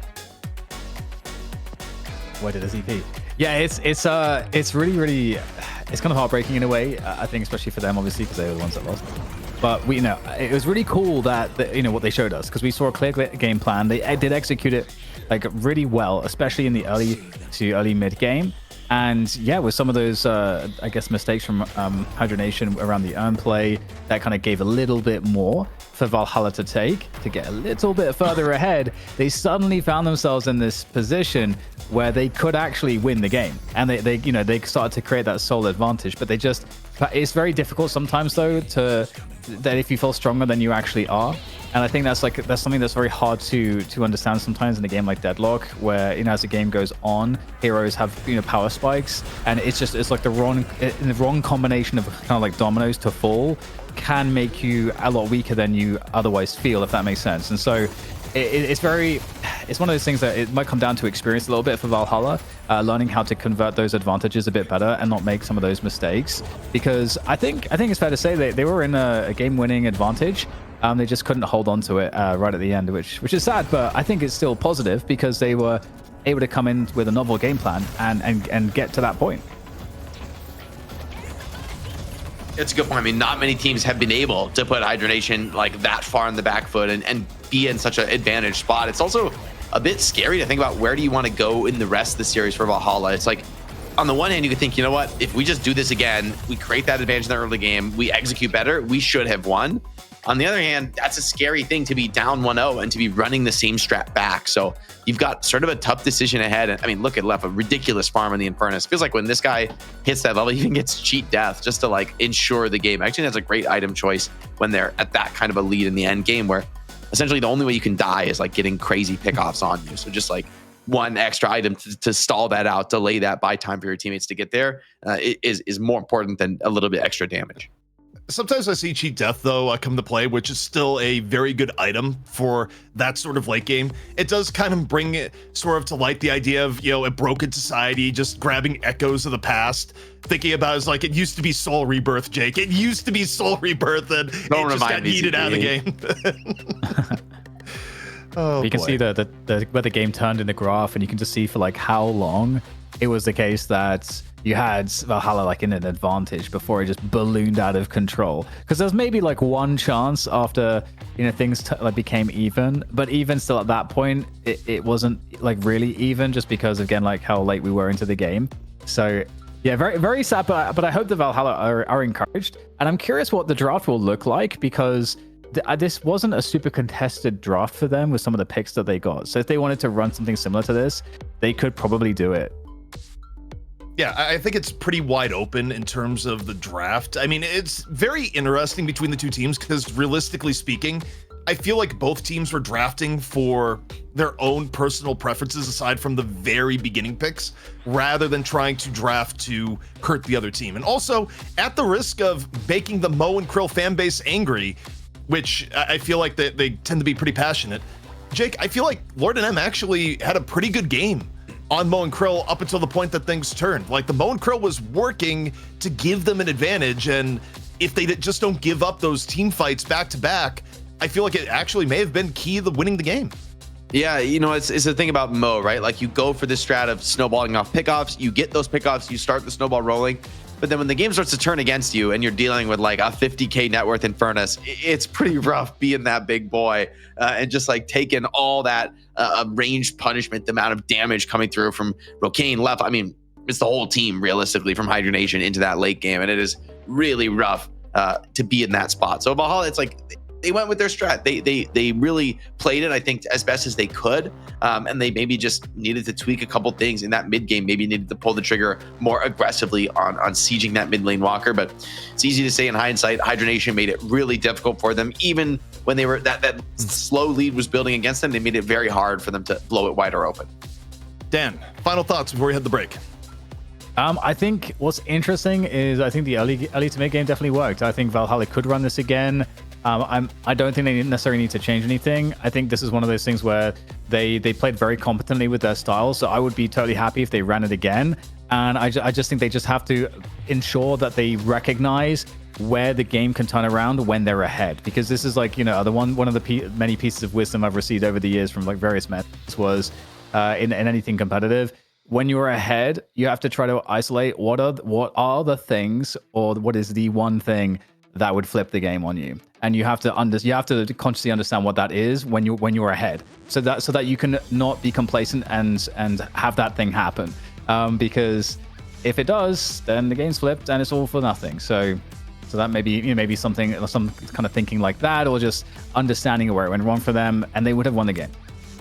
All right, well, Valhalla, they give Hydronation a scare, but they unable to seal the deal at the very end. Hydronation looking to take one more map away and be your champion of North America once more. The thrilling conclusion here in the money match on Deadlock Fight Night number 29, presented by Intel. We'll be right at you after this. Hydronation getting themselves out of a sticky situation to kick off our NA money match. Of course, I'm ZP here with Jake. And Jake, that last map we just saw, I mean, one of the most interesting comebacks we've seen in recent memory, showing that even when you're far ahead, it only takes a few mistakes to throw the game to the other side. Yeah, I feel like both teams played to their strengths. Both teams played a style that they're very familiar with a lot of comfort pick heroes. And both were able to find some success, with Valhalla opening up that early game, slowly eking out a slightly bigger and bigger advantage over time, punishing the moves that Hydronation went for. But eventually, it's just a couple steps too far. And Hydronation, to their credit, are very quick to flip the script. They were so defensive for so long, just holding out, slowing down this lead. As soon as they get a couple decisive kills on the map, they just explode that advantage, start to chase down Valhalla wherever they were on the map. And I think mentally, that's going to really put this series into control for Hydronation. Not only because they got the series win, but because like for the last 20, 30 minutes of that game, they were just like running through Valhalla. There wasn't really any more competitive team fights from that point on. And so for Valhalla to come into game 2 and to be able to say, we're going to run back this same strat and just do it better, I would be impressed. But I also think there's probably a lot of pressure for them to try to change something or force something to be different. Well, Valhalla, they may need to lock in, but here on the desk, we got one person who's always locked in, ready to go and bring some of the highest level analysis here in Deadlock. That's right, it's Jason Kaplan, who's probably wondering what the catch is to this intro, but no, you earned it, buddy. Welcome back. No, you said my YouTube name, so I'll take it. Locked in. Just bring it up once again. I'm honestly, I'm kind of surprised at what we're seeing in both these regions. Like Valhalla, they've been in DFN for, I want to say, like the last 3 weeks. And we've really seen them start to improve every single week, because there was definitely a moment there they could have taken this game, but like you guys were talking about, that one like fatal mistake after picking up the rejuve, losing 2 players, then losing another fight after that once rejuve had faded. And then they started to like lose a player here or there while Hydronation were pushing. It's one thing you can't forget about when playing an experienced team like Hydronation, Melee Creeps, like Virtus Pro, etc., is that if you give them an inch, they're going to take a mile against you, and you have to still play your late game even when ahead to almost perfection if you want to close out a victory against some of these teams. Now, Jake, what I wonder going in here into the draft is that one of the areas I think you could change up, if you were Valhalla, I think you could do either one of 2 things. You could take first pick and go out of your way to grab Infernus no matter what, or at the very least, if you go second pick, you can change up your ban and take out the Infernus. And I just say here, Hydronation, part of why they looked good last week and why they were able to take the throne, they were able to run Infernus back to back. In this last game, part of the glue that kept them in the game when they were behind was Leffa on the Infernus. You know, if you're looking at the draft here, do you go with a strategy that says, okay, we're going to identify the problem and take out the Infernus? You could first ban Infernus. That feels so reactive, though. I really feel like you're doing so much to deal with Leffa, and then Leffa's going to play Mirage, and he's still going to look great. You know, I just think a player like Leffa, you don't really want to waste your time trying to pick or ban around him. I mean, if they don't, I mean, taking Infernus first, I feel like Hydronation are paying a pretty high price to get the Infernus, and I think for Valhalla, you kind of just got to let them have it. Like, banning it, there's other options. There's the Wraith, there's the Mirage. You just can't stop Leffa from getting one of these like super strong late game carry threats. And so I think you're just going to have to deal with it. Leffa's going to be on a strong character. He's going to be a good player. He's going to have impact in the match. And you need to be able to come in as a team and maybe just snowball that advantage further that you had in game 1. So for Valhalla, I kind of am hopeful that they stay confident in their strategy, because I think they did build up that lead. Like, they did have control of the match up until, of course, it all came crashing down. Kind of crazy as well to me to see, like, if we ever saw a team in EU first pick Infernus, you're gonna see like Pocket, you're gonna see Calico, you're gonna see guys like one of those 3 heroes locked in instantly. So it makes me wonder, like, could Hydronation pull off a draft like this in EU against the EU teams? And I would almost want to say no, but they're kind of getting away with it just due to maybe hero limitations on Valhalla and how things have played out. Maybe just the meta as well in North America, because you necessarily can't just play an EU meta in North America if the way all the teams play are completely different. But it seems things are starting off pretty similar to what we had in the last game. Moment of truth. Valhalla, they do decide to go second. So they're not going to be able to pick Infernus themselves, because more than likely Hydronation will first pick it if it's available. The only change they can do from last time is going to be the ban, but instead they banned the Viscus. They are more afraid of the Viscus. Does maybe telegraph the fact that they'll be going for Mo again later in the draft. But Jake, if you're the team that's ahead, you have no reason to change what won you the last map. Yeah, it's a tough call, because I think for Hydronation, they're going to have the same boat of like, yeah, they did win, but they also probably, it felt pretty rough to have that lead slowly mounting against you and to be kind of defending your last walker. Yeah, you made the comeback, but that's not really the way you want to win, right? You kind of want to at least have the game be even for the early game, and then eventually you take an advantage. So falling that far behind, I wonder if and you know, for Valhalla being that far ahead in the early game, it's not the unconventional comeback story. It does maybe suggest both teams might want to make some adaptations, but where they do it, we'll have to see. I wouldn't be shocked to see Infernus take it first again, though. I mean, in fairness, Leffa does kind of dominate on that character every time, and it gives him the team fight presence. He can get really active in the mid game. Is a pretty serious laning threat to boot. I mean, you compare the first match of the day in NA compared to that last match. We talked about if you're going to first pick a hero for a certain player, they better be able to do some good things. The Wanderer, unfortunately, couldn't really get things going on the Warden, but left on the Infernus. Like, if you have him just having the impact every single game like that, it's definitely worth a first pick for them in the current state of the game and in the current region they're playing in. But I do like the response. I mean, guys, super strong, super good. I would hope they take away Calico, just because she should be played as like a top 2 pick in almost every single team, though I think some teams and they haven't kind of got that memo.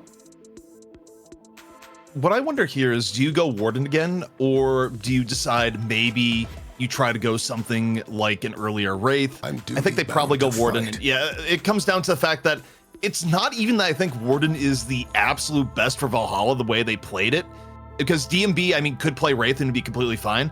I think it's more the fact that when you talk about hero pools, I don't think it's great to give Hydration Warden in this sort of situation, which would give Hydration, of course, one of his most prolific comfort heroes. So it's not going to happen. And so far, Jake, we're kind of repeating history on the draft.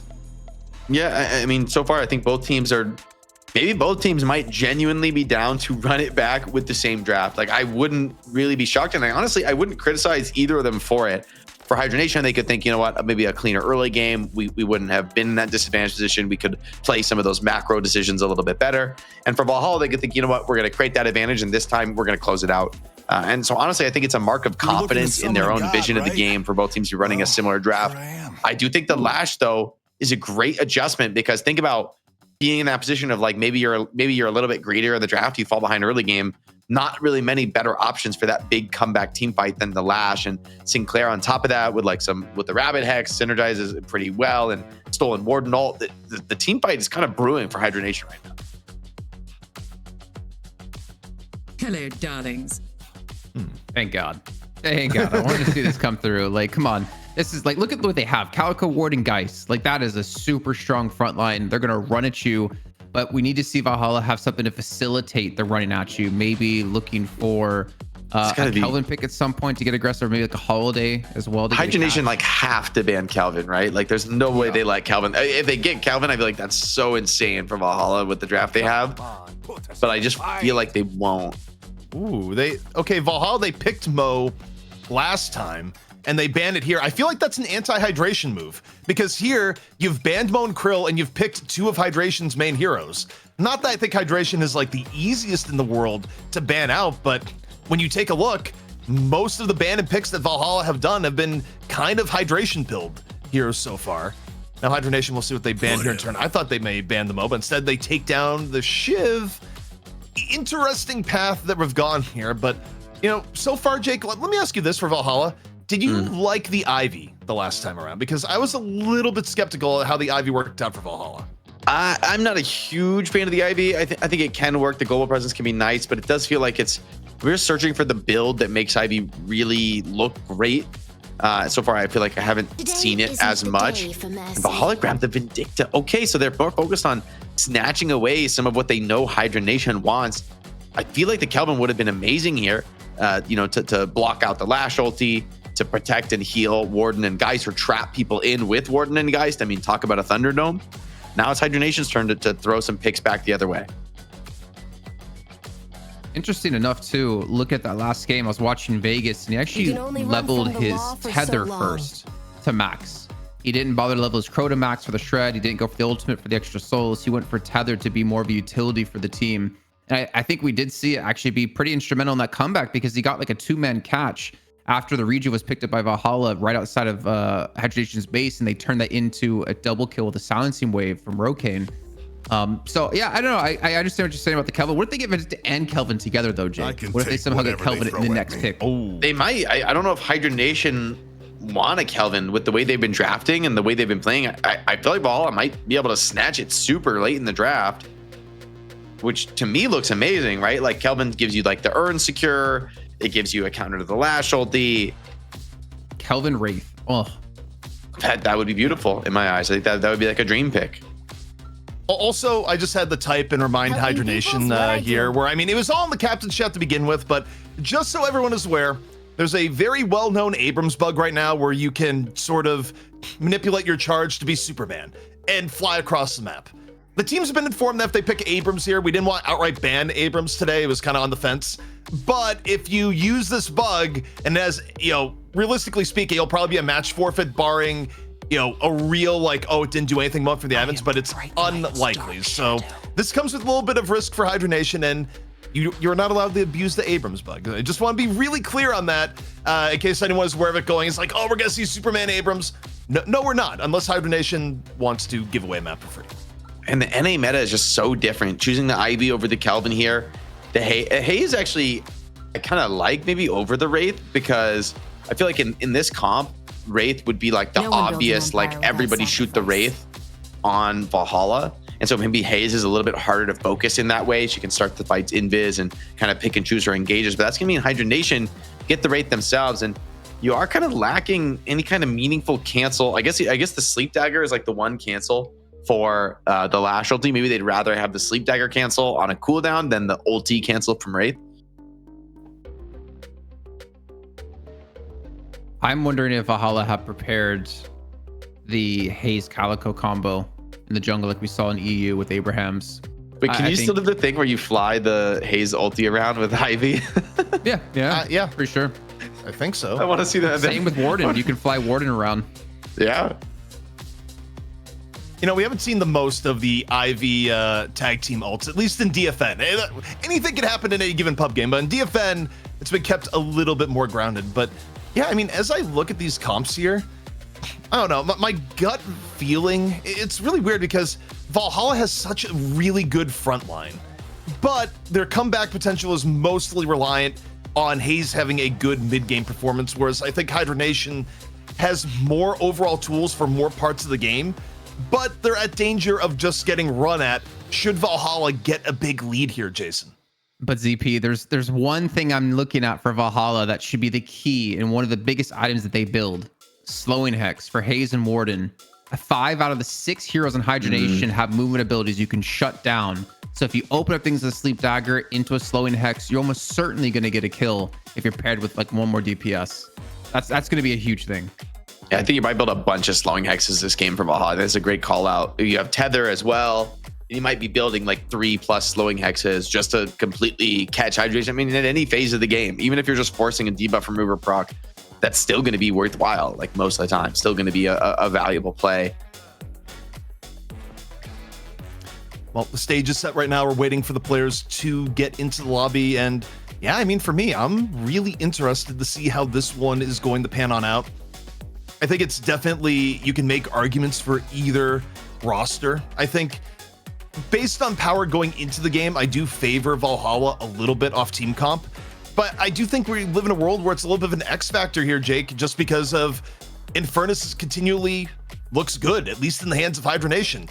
I mean, ever since they've brought back the Letha Infernus, not only have they dominated last week, but they came back from a very tough situation in just the last map. So I do wonder if we're just seeing, you know, how much of this is the meta evolving before our eyes, how much of this is just Hydronation has found a new style that works particularly well for them, even if it's not the overall meta. Either way, it's cool to watch.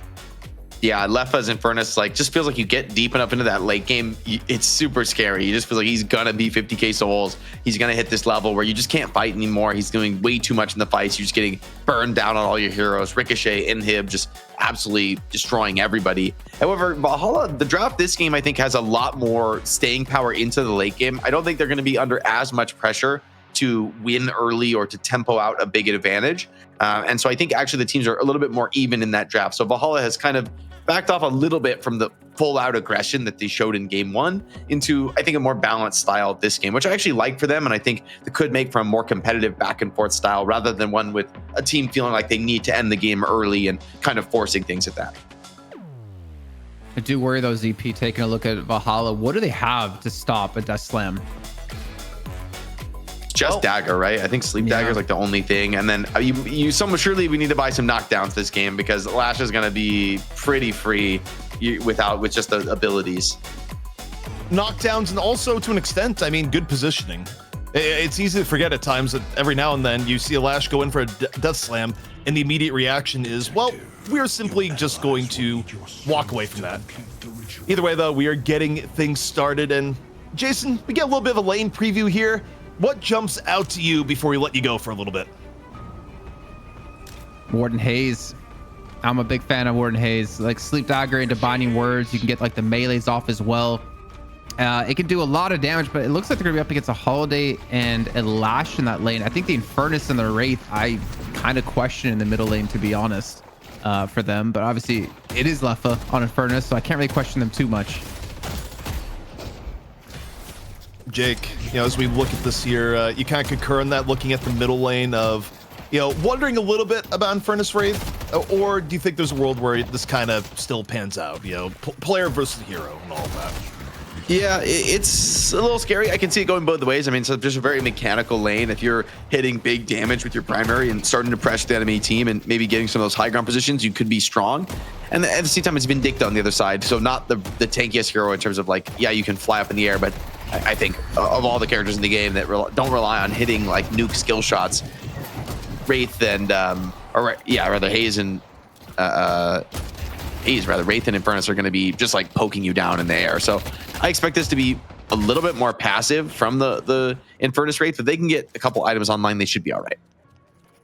I think what's a little bit interesting to me in terms of, players being in certain lanes rather than the heroes is the fact that you got Vegas on the Holiday, and it's kind of a rarity at times nowadays. Rather than the Holiday going middle, the Holiday hanging out here on the right-hand side here with the Lash. And honestly, may not be the worst of lanes, although as I say that, we just see Vegas just eating all sorts of damage from the back. Kind of gave up a decent amount of that for free. Yeah, Lord and them. I mean, they're so scared of the threat of the binding word, right? They really are terrified to get slept in a compromising position. And I think they need to be, but that also creates a lot of space in the lane for DMB to just get aggressive and throw flasks, right? He doesn't have to be getting this combo to be effective. It's kind of interesting because there is a world where in early Deadlock that a lot of people theorized, okay, you'll have Ward and Haze as one of the premier kill combos, and it didn't really work out that way for a lot of reasons, part of which is that they never really synced up in the meta at the same time, and also, of course, it was like 1-2-2-1 for a long period of time, so what you would draft and what lanes you'd put them in was very different. But in theory, this is one of the more classic Deadlock lanes that has always had, what people have thought to be untapped potential, especially when not versus something like a Viscous that may have a hard counter. I mean, Haze was out of the meta for so long, and Warden and Haze have kind of both had a resurgence as of late. So maybe we'll see more of this, as right now this lane is kind of dominating from Valhalla. I mean, they are bullying super hard on their tower. The opposition is very low. We could see a pretty early tower take if this keeps up. Rare to see a Holiday just running for their lives there. And I just kind of look back there. There was a combo where Vegas was pushing forward, walked back, and lost something like 300 HP directly to the back. And, health is so valuable early on in lane control that you have something like that happen, it can set you back for minutes at a time. Yeah, and every pressure that's a dangerous one. Lash taking so many risks on basically a sliver of HP. It means all these last hits are going to be pretty much just uncontested. Holiday has enough HP to continue to threaten that back and forth, but yeah, they're just unrelentingly shoving waves. The only downside is Warden and Haze, they really don't want to go back to the shop to buy. They want to just like keep the pace up, but may eventually at some point just be forced into that. Meanwhile, other side of the map, seeing Abrams get a little bit frisky on it. Hydration playing the Abrams, where I guess we should have expected that, where we reminded them about the bug. And Hydration, you can take the veracity of this as you will, saying, all good, I don't even know how to do the bug. Given that Twitch chat immediately erupted saying how to do the bug, look, it's a possibility. You got plausible deniability there, Jake, is what I'll say. All I'm saying is the Superman Abrams comes out, we're going to have problems. Hopefully no more Abrams bug abuse. Abrams has been the dangerous character historically in Deadlock for some of these bug abuse situations. You ever think there's that Abrams player out there saying is like, no, you should allow the bug abuse because of how many times I've lost games because of the seismic slam bug where you just get stuck in a wall and just die as a result. It's like, no, it's fair play. Let me be Superman. Yeah, and Lash and all, they have started to stabilize a little bit. Getting that Quicksilver reload, I think, is pretty big on Lash for the amount of lifesteal you get. Slept, though, the counter pressure comes in, and as I say it, they're in real trouble, and Haze just in with the ulti, absolutely rips it immediately off the cooldown. Not only takes down the Lash, but also clears the wave and sets up for more tower pressure. This lane has gone very, very poorly, and I think it has even bigger ramifications because you stop and think about heroes you would want to be active on the map from a good lane. It would be both Holiday and Lash. So this lane doing poorly, I think, does set Hydronation back quite a bit. Oh boy. Such an important dodge from DMB, and now he's gonna ult. He's getting super low though, and maybe he's gonna get punished for this. Surely he's gone a little bit too far. Right now, just look at Fishcake poking back and forth. Still has a Death Slam ready to go.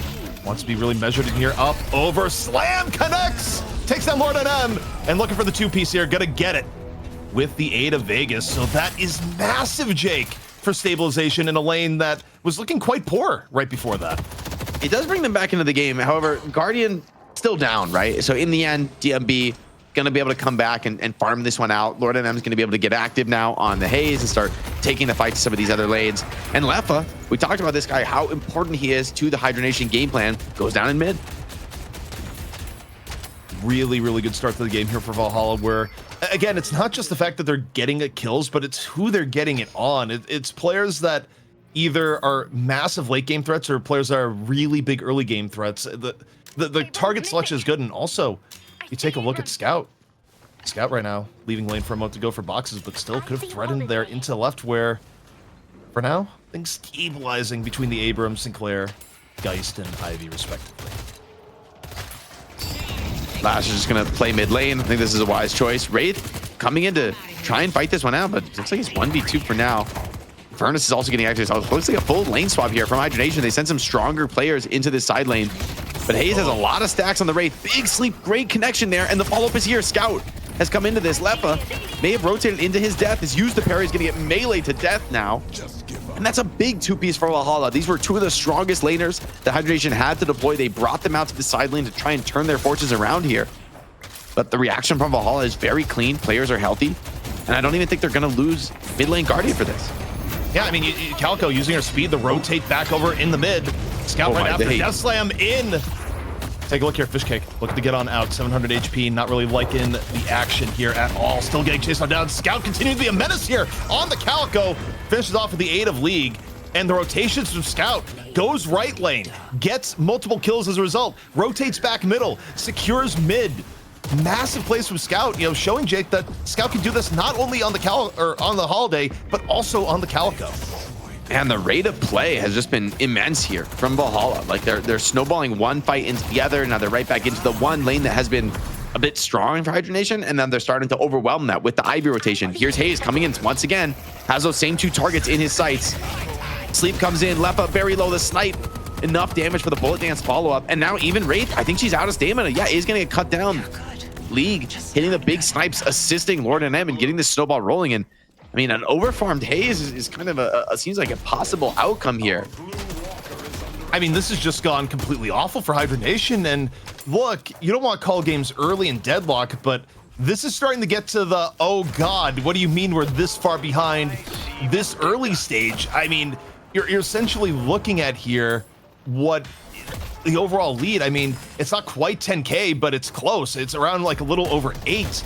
And for 9 minutes into the game, Jake, I mean, we've seen it can be really difficult to dig yourself out of this hole. Yeah, and Abrams doing his best to defend this tower, but Ivy is just implacable, just constantly continuing to put that damage down. Poppers and Hydration, they're not really a threat in this lane to try and turn things around for a counter engage.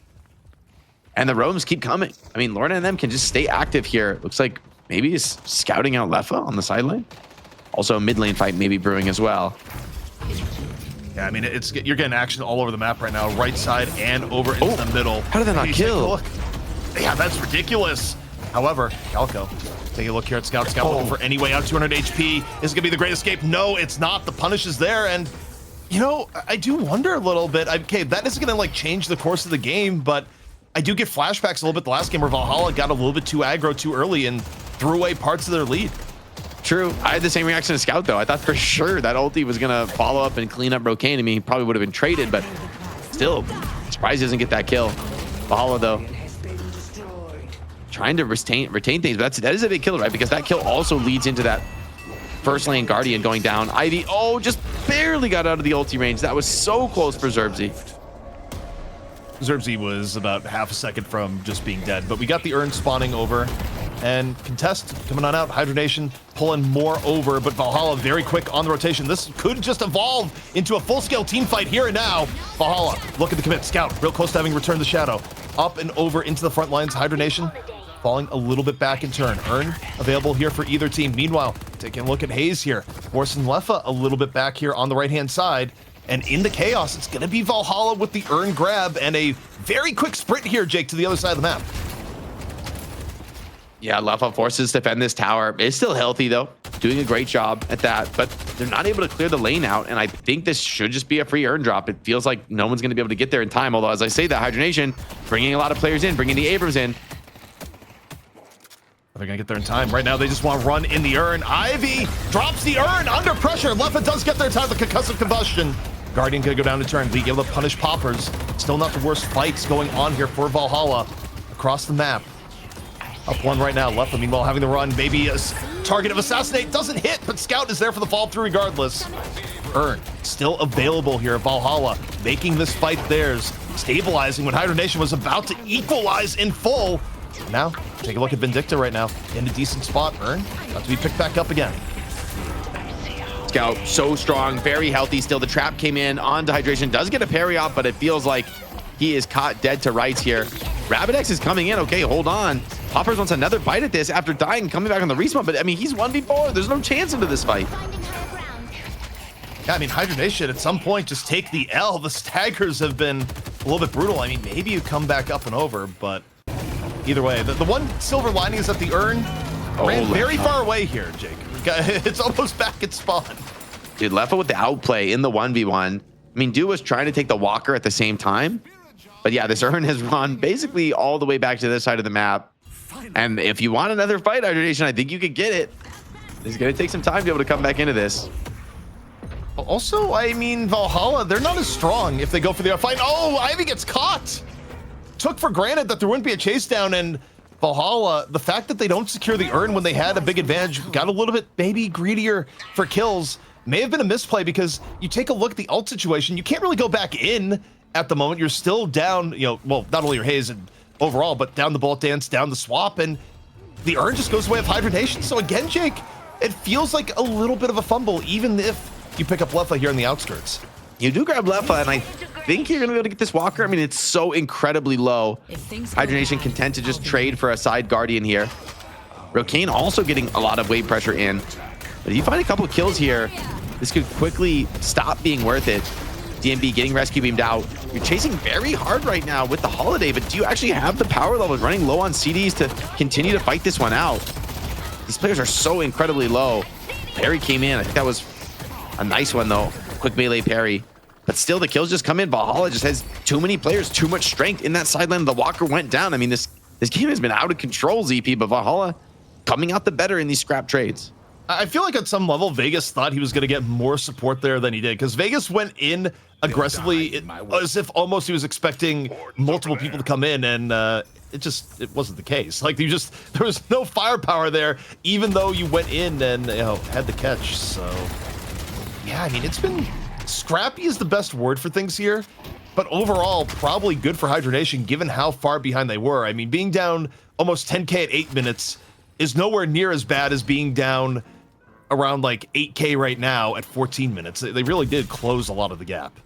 Yeah, they've kept the gap stable, and they've gotten their own net worth much higher, so the gap's just less meaningful.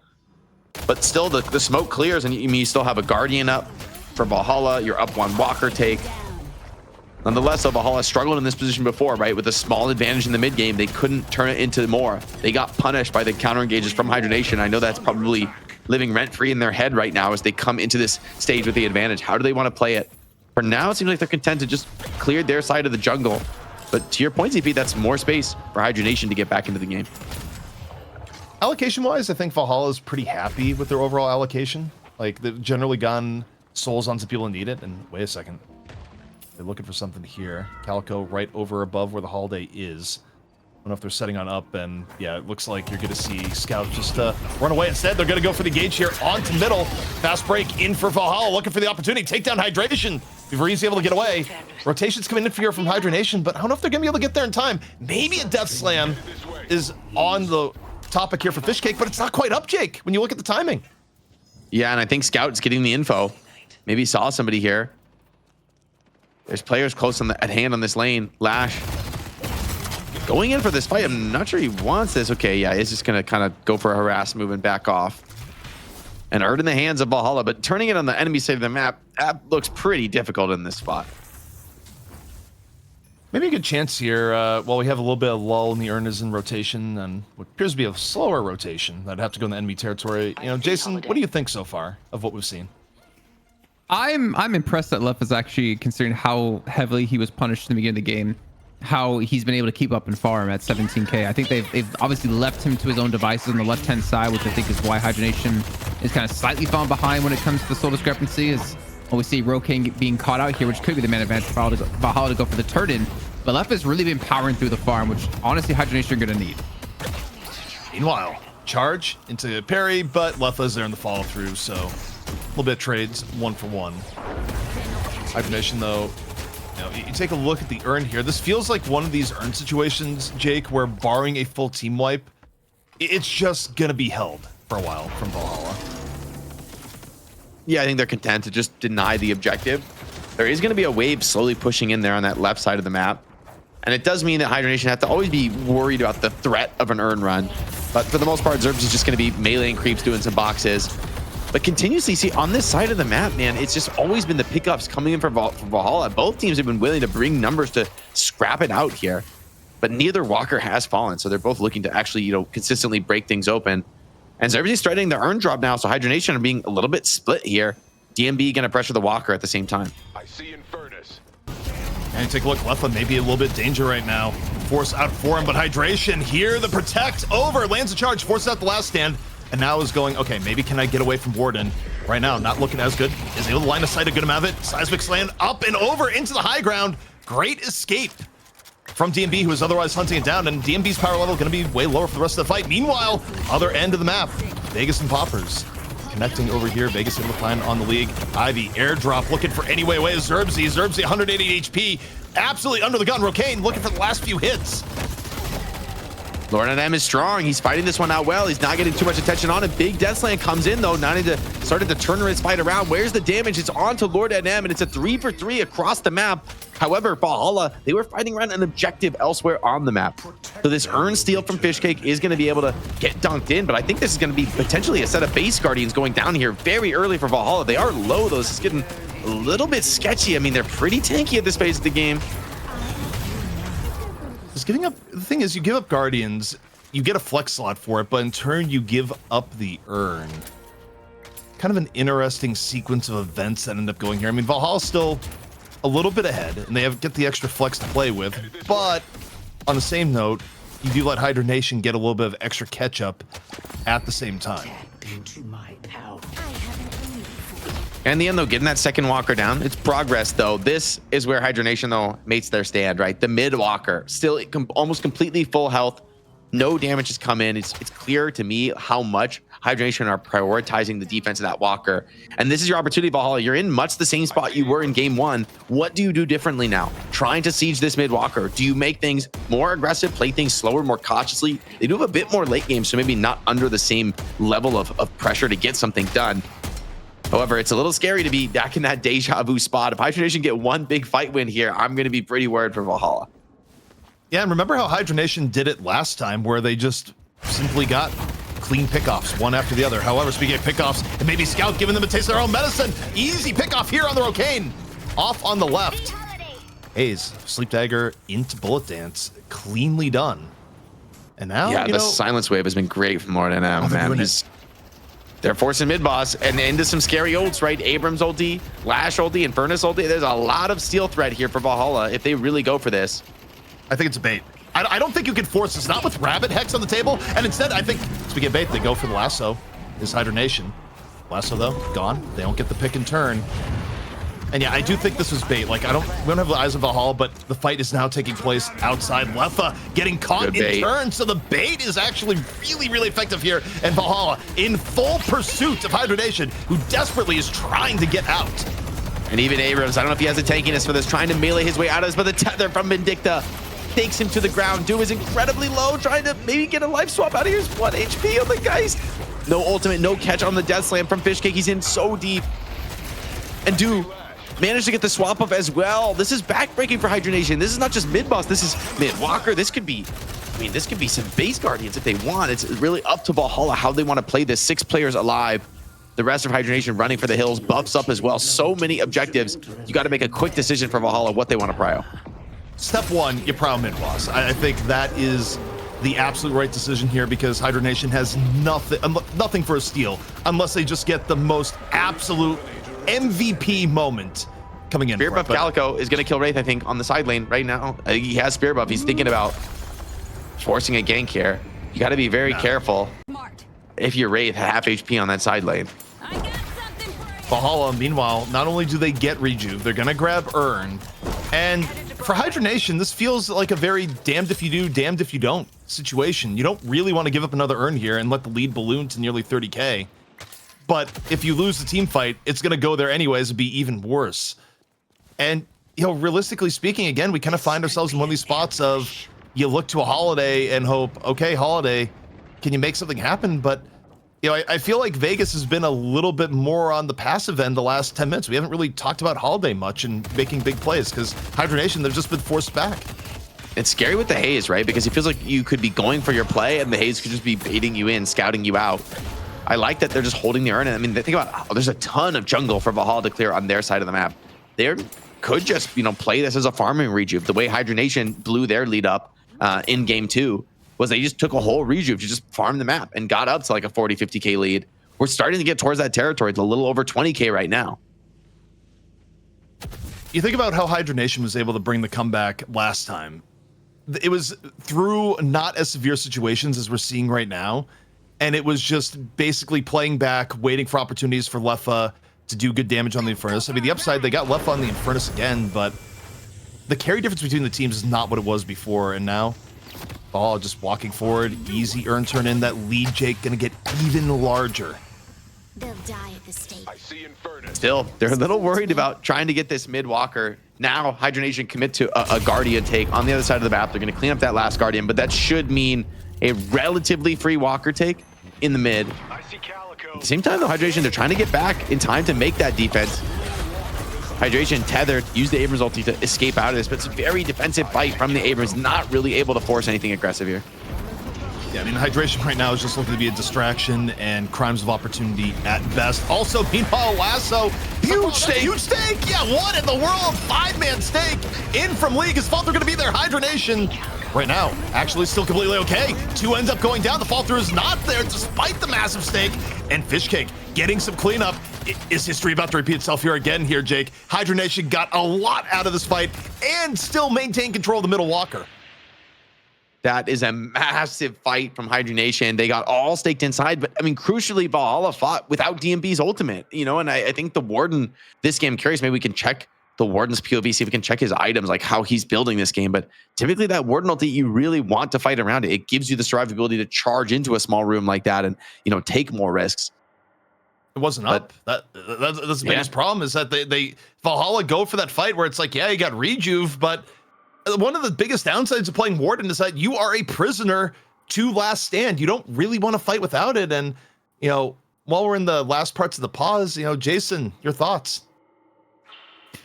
I'm really confused at how that stake kind of got off. I feel like Vegas got a great lasso and it like semi-bugged out and they didn't think they actually got the pull. I think he said, okay, I didn't get him, even though he did. Like it was like League was stuck.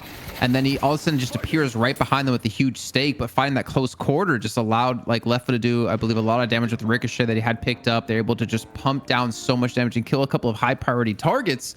But yeah, you get yourself 3 kills and it looks very reminiscent of the first map, but the 3 kills don't necessarily get you back in the game. It just kind of stalls the game a bit and allows Valhalla to go back to the drawing board and look for another avenue to go for an attack because Rokane is still down and they're charging straight through yet again into the mid lane. Look at this here, Poppers in some danger and yeah, just gonna get caught out by Scout Valhalla, reclaiming a little bit of the momentum. And you know, Jake, again, I'll kind of go back to your idea as a player, and obviously, you know, some of your pro player experience a little bit different, but you know, if you're Valhalla and you get knocked in the face like they just did in that sort of fight, and it happened to you in the previous game, you know, who is the other team that has to be like, no, we're not repeating history, like, you know, chill out? Yeah, I mean, it's up to somebody to be that leadership voice, but in the end, right, they got over the hurdle. It was messy, but they got the trades, they have the rejuve online, and they're able to clear the mid walker. It's a big stage of the map now. Hydronation kind of caught in their base, they're down 1, and base Guardians could begin to be sieged here. So I still think Valhalla, it wasn't the height they were dreaming of or hoping for, but they still got the job done. And now Scout opening with an initiation. Got some combustion though in here from Leffa, gonna connect with 2. Looking for Calico as the main victim here. Meanwhile, though, we got DMP. Last stand up ready for this fight. Hidden 3 here for just a moment, looking onto the shrine. They're gonna get away. And one thing I'll say here, if you are Valhalla, you don't necessarily want to linger here with last stand gone and heals up. This is where you can get burned down a lot by the Infernus. I think they have more than enough time to get Patron, but after they get Patron, Jake, this is one instance where they should immediately get out. Yeah, you think this is a scary place to stay, especially when you don't have all of your ultis online. You just want to back out, take the reset. And for Hydronation, maybe this is their last chance to get out on the map. I mean, mid-buff boss, rather, is going to be up relatively soon, something you kind of worry about. The spirit urn is waiting to be claimed. All right, I'm not gonna mention names, but we got some caster curses going on in channel, and people just should not be summoning over Hidden, where people are calling it, and you never quite know. However, that being said, Valhalla working at a big advantage. Hydronation's comeback a little bit stifled right now, not out of it yet, but swiftly running out of options and win conditions here, Jake. Yeah, we'll have to see what they have in the tank here. I mean, and this would be a very stiff test for Hydronation. They're getting active on the map, but Hydration is just nuked. Big ulti comes down, but these are some tanky characters who can actually tolerate it. And Fishcake sent out of the fight completely solo, getting ticked down. Hydration trying to get what they can, but so many of the players have had to already retreat. And DMB now just got the ultimate online. Hydronation, this is going to be backbreaking. It's going to be map 3 is what it's going to be. They're at stage 2 Patron. You got 3 members down. You got yourself a lead on top of it. You took down the raid boss in Wuffa and Valhalla. They hold it together. They don't let history repeat itself. They're going to walk on forward. They're going to take down the Patron. And they're going to bring us to a map 3. The night will not be over so easily this time around for Hydronation.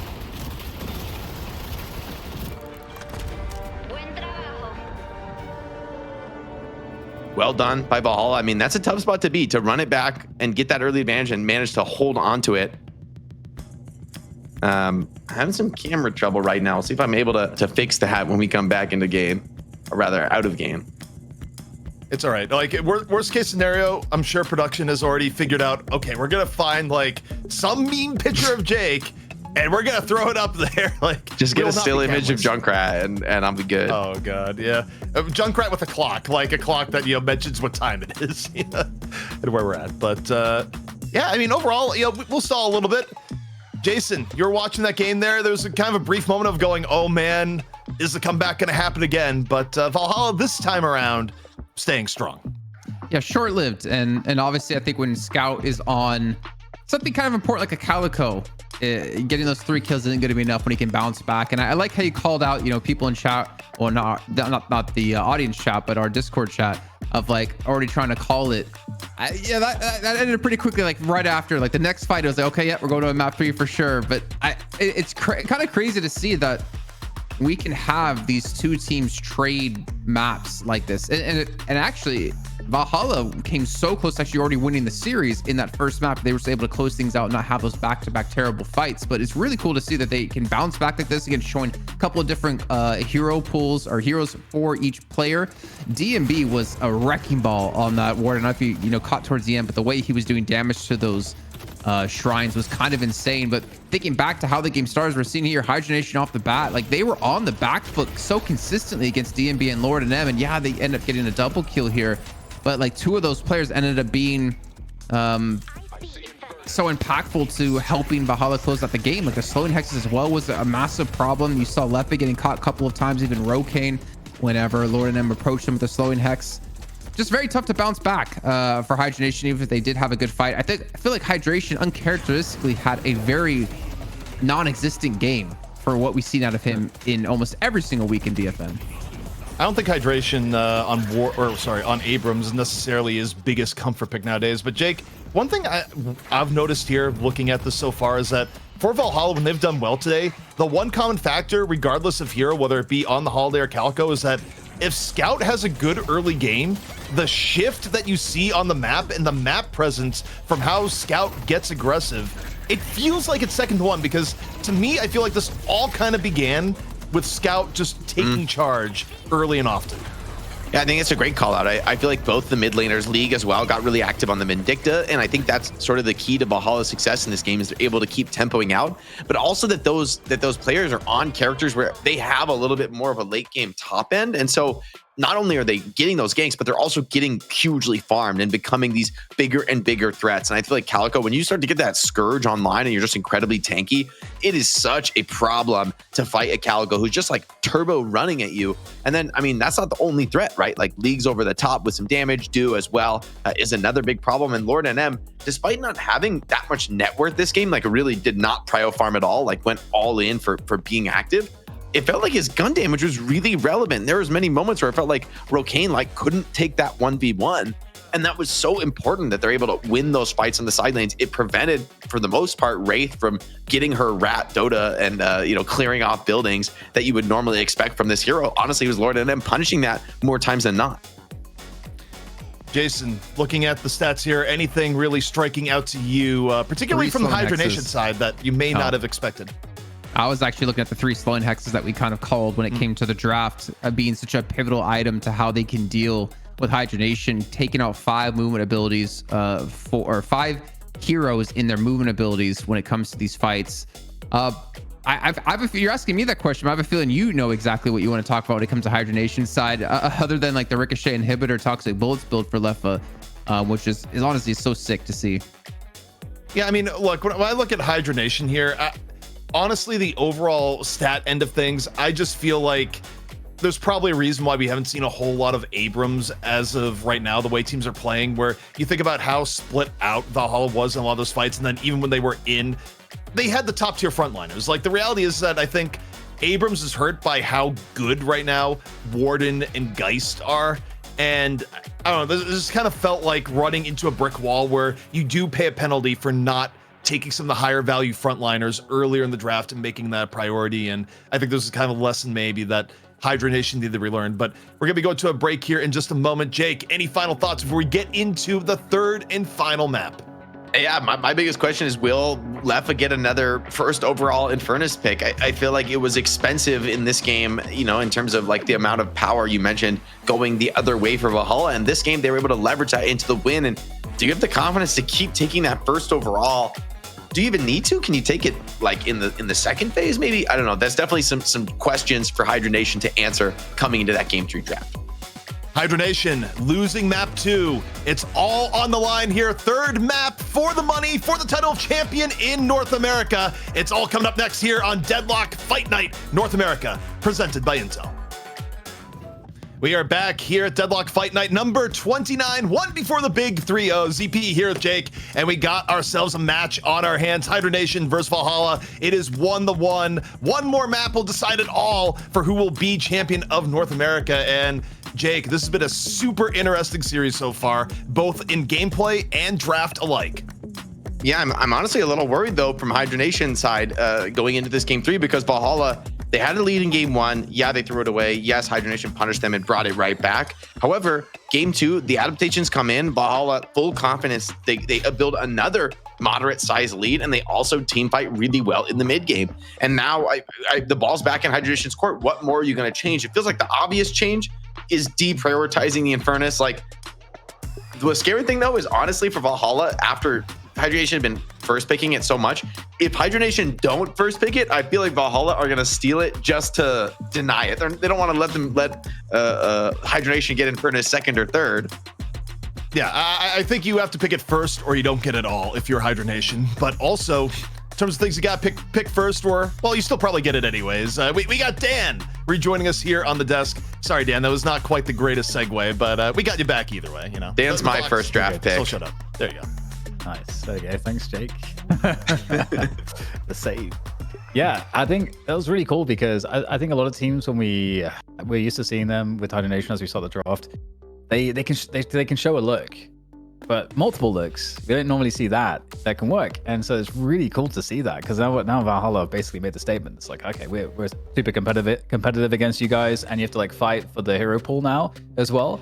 I like that there's some crossover also between maybe like League and Vegas for in some of the picks that they'd like to have or have comfort on. So yeah, a lot of interesting stuff here. The Viscous does seem to just get removed insta in these series, so fair enough. But what are you guys expecting? What's your feel of Hydronation's priority here? Because they're on the back foot now. I'm not sure anything changes in the beginning. I feel like they really have game planned around Infernus, and unless Valhalla, were to take it away, which clearly they haven't. Well, it is a little bit different though because they have second pick as opposed to first. I think this is actually better for Hydronation because I don't think Valhalla are going to first pick the Infernus. I think that's like too crazy. I love the Geist ban from Hydronation. I think that is the best ban right now.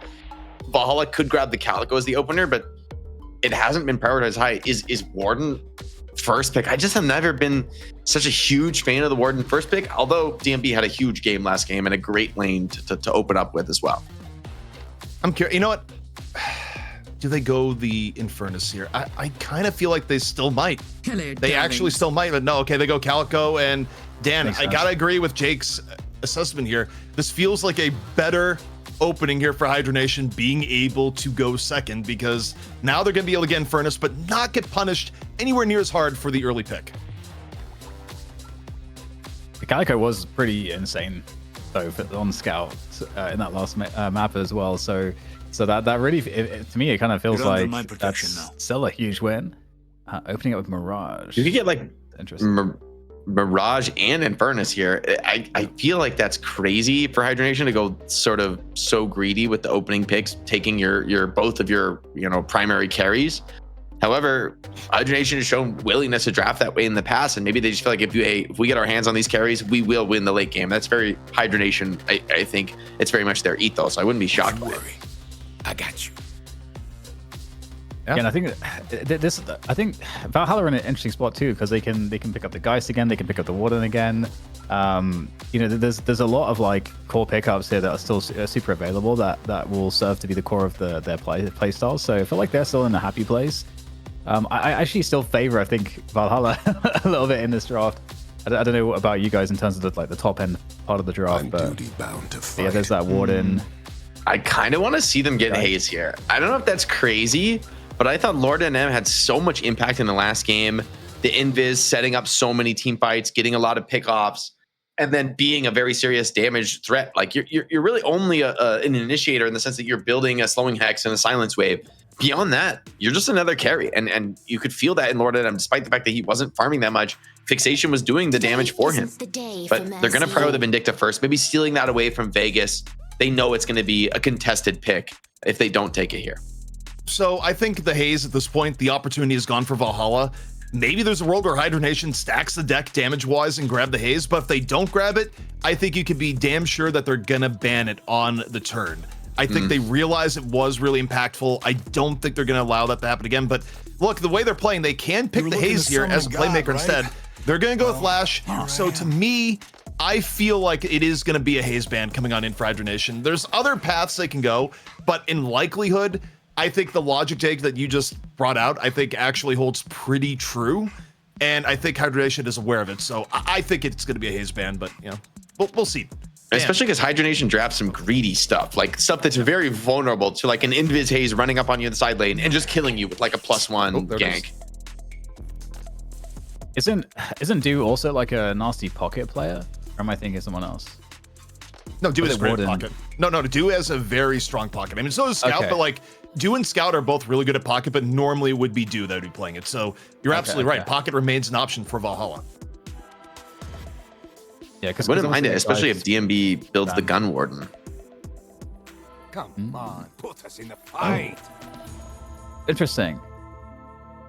They're scared of the Hydration Mo, and I don't blame them. Hydration had some pretty big games on the Mo Krill. Yeah, that's stupid. That's very true. Ivy has seemingly also, by the way, been a priority of Valhalla, but it doesn't seem like Hydronation seems to care about it too much.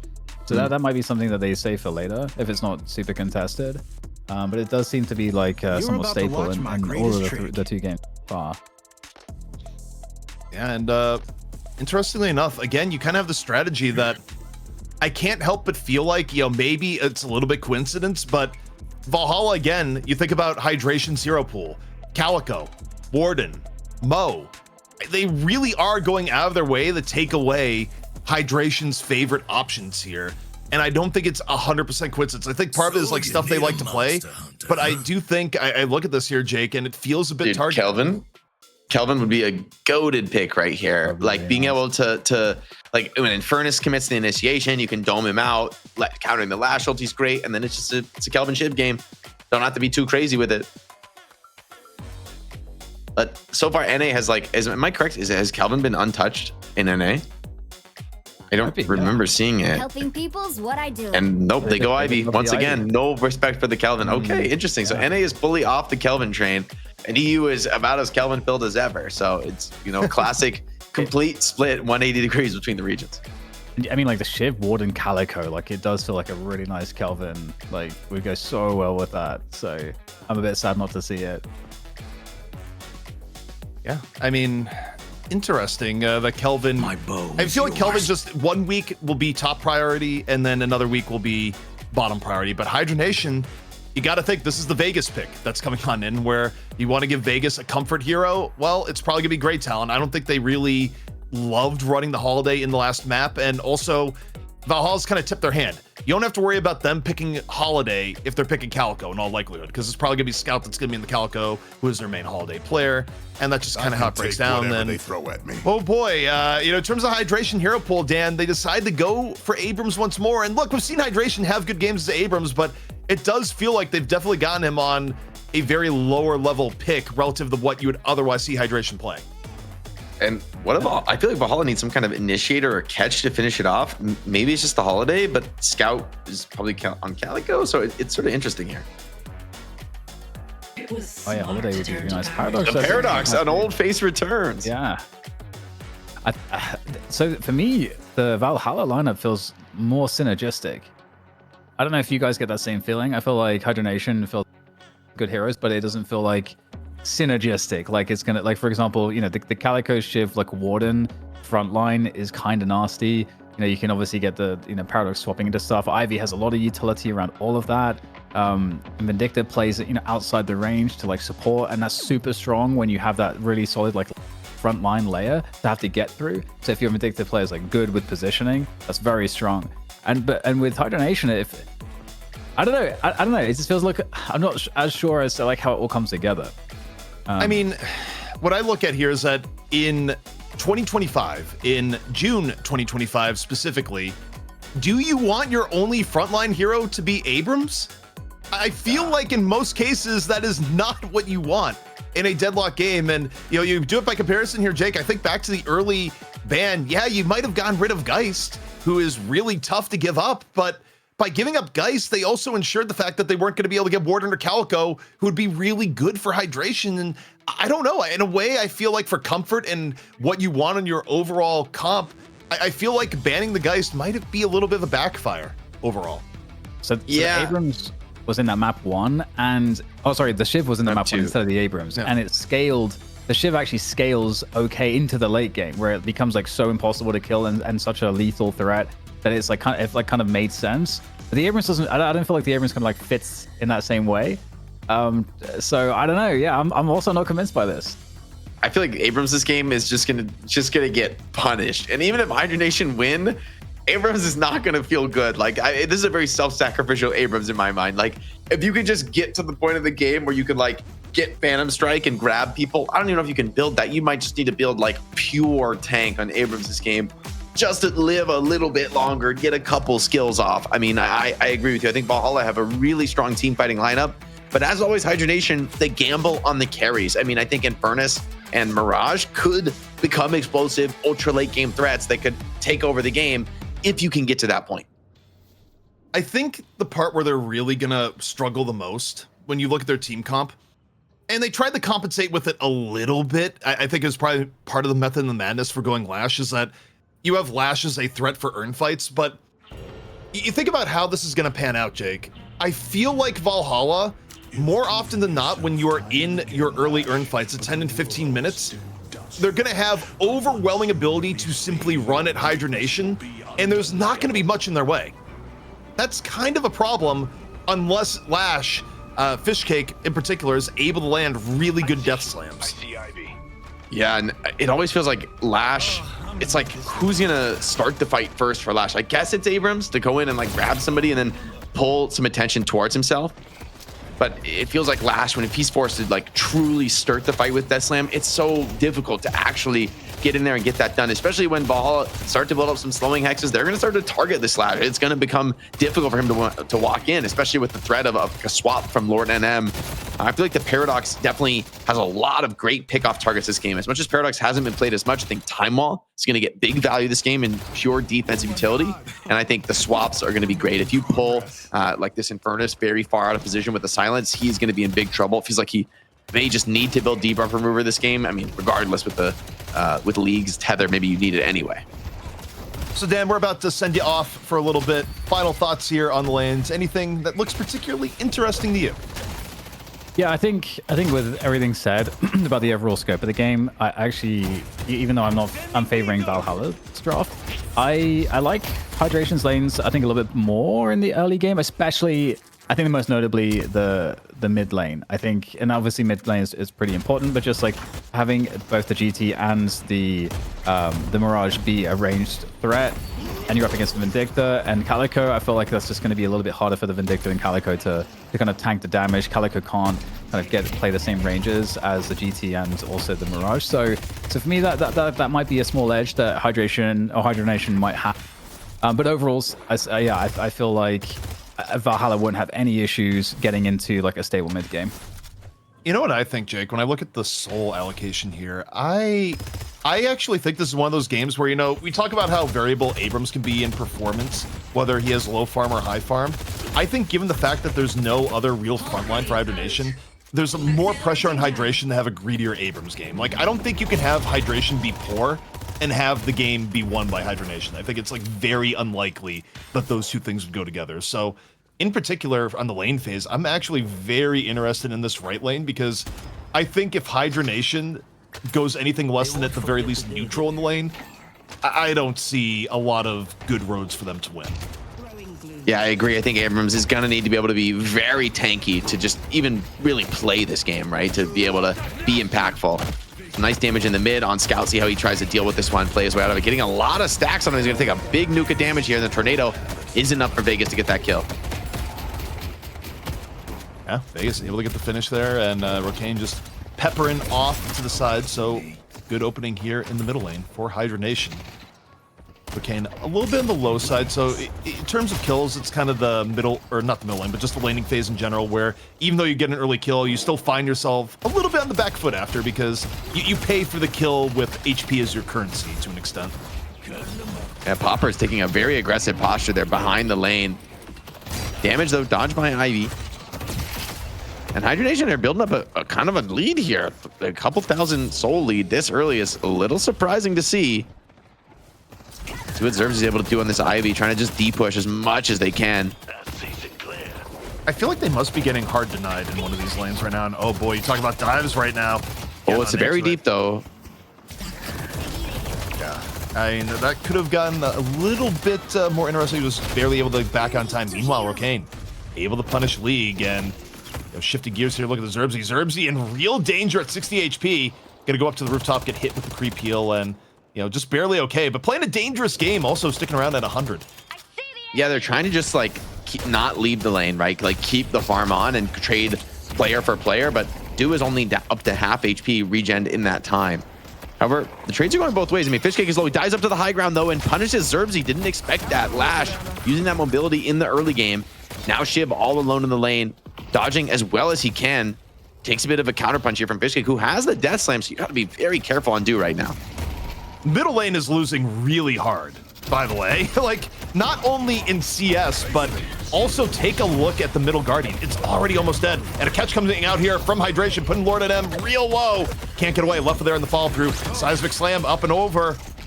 Off to the back line he goes, and overall, not the worst from Hydronation, but middle lane feels to be the story for me, Jake. They're again pushing it up, and it may be about to go down as Hydration may be rotating over to help out.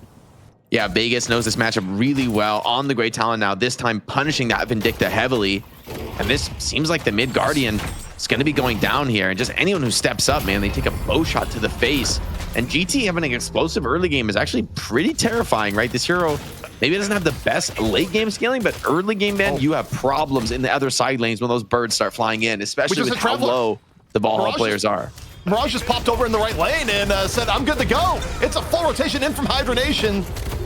However, Hold on. they start losing players in turn. Okay, maybe the Traveler was not the best idea. It looked high energy, but the response from Valhalla, a little better. Overall, Leffa able to at least get one off the Ashes, maybe two. No, instead getting it shot down. So that rotation from Hydronation, Jake, not really working the way they thought. Yeah, that's a big hold from Valhalla. However, Vegas now has gotten active in his own right, trying to punish League for leaving that mid lane, for daring to step away. GT just chasing Vindicta around the map, following that matchup wherever it leads. Meanwhile, back here in the side lane, I will say the Ivy and the Shiv have done all right stabilizing things, right? They're still down a little bit, but the Guardian is relatively healthy. They've managed the lane well, and now they've also got a bit more health to work with. Poppers, though, is just punishing them. Here's the punish, though. They're trying to turn it around on the Poppers. He's used that TP right, so remember, he doesn't have the escape ability. Yeah, not quite as mobile. Right now, Valhalla trying to make things happen here on the left-hand side. Quick little hit to the face. Herbsy able to find Poppers.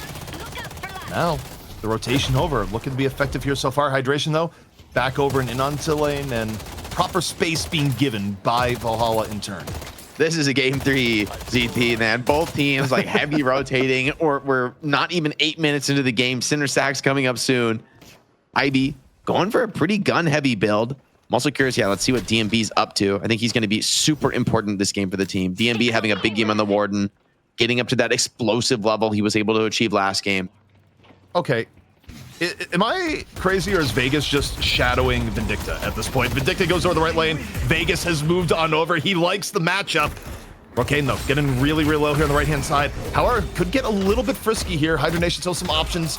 Take a look here. The time wall jukes. Lord at M, 20 HP, no, gonna go down. Hydration Vegas on the punish. Still more raw power here for Hydronation off the rotation. And I'll look at this here. I wonder if Vegas is gonna continue the shadow where League goes, because I don't think this has been a coincidence. No, and I think it's smart. Like, you don't want to let a good matchup roam away from you. And so to continue to trade lanes and keep forcing that favorable matchup is, I think, a very winning play. Lash, lacking a bit of mobility here, could be in trouble. Execute's available for Do, so Lash knows he gets down below that threshold. He is going to be in serious trouble. He's going to go back to the base to heal. Vegas at half HP, and League is coming back over there. A dangerous combination. Assassinate's going to be on the menu here for Valhalla. Overloading with rotations back over into the right-hand side. But you see Mirage and Vegas both heading back. And now you look at Fishcake. Fishcake rotating back on in, still about halfway to another Death Slam. So they're going to have to play this a little more defensively. Trap forces Mirage to go in deep. He does not have Tornado, so he plays his way out of this one. Bird is coming in, though, so Valhalla have to play this one slow as well. Neither team with enough HP to play confidently, aggressively. Seems like Vindicta may be evicted from the lane for now. So funny, at a time when you had both Vindicta and Great Talent at half HP, both just one shot all at you, but now it's League on the back end. Vegas healed all the way back up, and intensity on the right-hand side continues. Hydronation, now the ones that push on up. Not much that is going to be done here by League and DMB in turn. Just kind of stuck back as they watch Guardian's HP get whittled down. And Hydronation still have the 3 Guardians up, right? But they're both, or all 3 rather, have taken at least a bit of damage. And so Shiv, Ivy, healthy. Maybe they're the ones who can start to break this one open.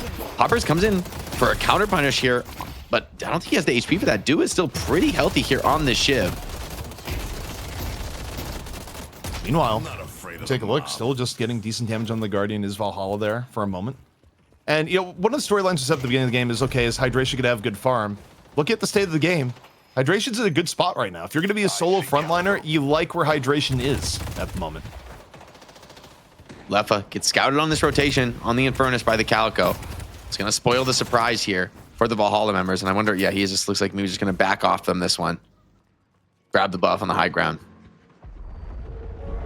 Valhalla trying to open up middle lane. Going in a little bit deep as League. This is dangerous. I feel like if anything's going to get punished, it's when you look at the minimap and see the Vindicta going in deep. Hydration already on the rotation. Players Vegas, behind. though, gets caught. Elsewhere on the map, middle lane, still going to be okay for Valhalla in turn. The rotation just turns into meeting in the middle. Hydration, though, and Fishcake maybe going all the way over to the right. A very big rotation. First Guardian take of the game for DMB. When we talk about Warden wanting to be ahead of the game, Warden and Scout both in a very strong posture. Hydronation, though, look to take a decisive edge in the game with dead heat right now in the souls. If they can get this earn in, they would accomplish just that. However, easier said than done, especially with the Guardian just going down in that lane. Well, interesting enough, they're ahead the 2v3 here on the left, so you got Lash coming in a little bit late. They're trying to team find the left while moving to the right, but you got a Warden Paradox hit squad out for Poppers. Poppers cannot immediately go in, so both teams trying to get position here out of the Erd. Very tense between the left and the right. 3-on-4 on the left, 3-on-2 on the right. A little bit more of an overcommittal here for Hydronation looking for the Urn. Should be able to force Valhalla back. Is Valhalla going to get anything here on the left here, Jake? The decisions coming in hot and heavy. Oh, the Urn so far been stopped, but the stolen ultimate is going to be very potent here from the Sinclair. They clean up DMB, do trades onto Fishcake. Seems like this Urn is going to be going in for Hydronation. They value that a lot in the past. Is the Guardian going to be cleared on the other side of the map? We'll have to see. Calico, League, they do find it, but the Hydronation players aren't pushed away easily, though. They're healthy enough to stay here and to maybe even turn this around for a push of their own.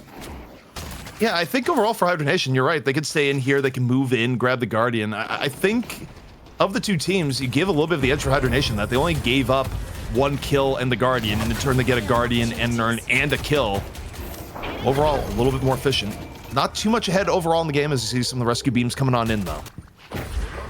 Scout chasing this one down. Has ultimate if he wants to keep diving that. Oh, man, what a pause. Unfortunate for Calico. I feel like Sinclair's going to play his way out of this one. Now that he's at the pad, he can, like, dive over to the walker. And there's a Hydration Abrams ult here. Oh, God, didn't expect that. All right, so we're going to call back in Dan. Dan, it has been back and forth, to say the least here, and also had a lot of horse trading just a moment ago in terms of what teams are going for.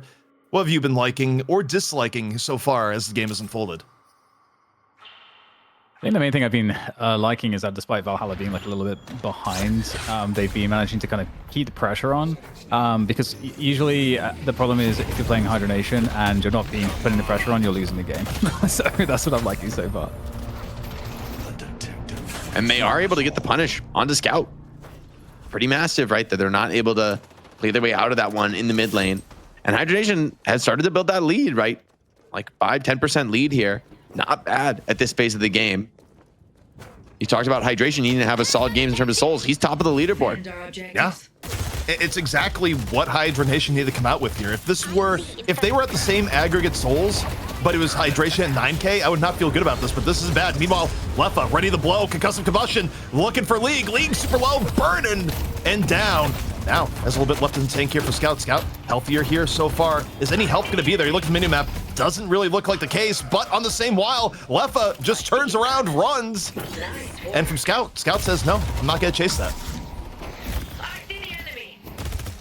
Stolen swap if he's going to use it. But for now, the Magician living up to his name, trying to play his way out of this swap, but he pulls him in so deep. He's in big trouble here.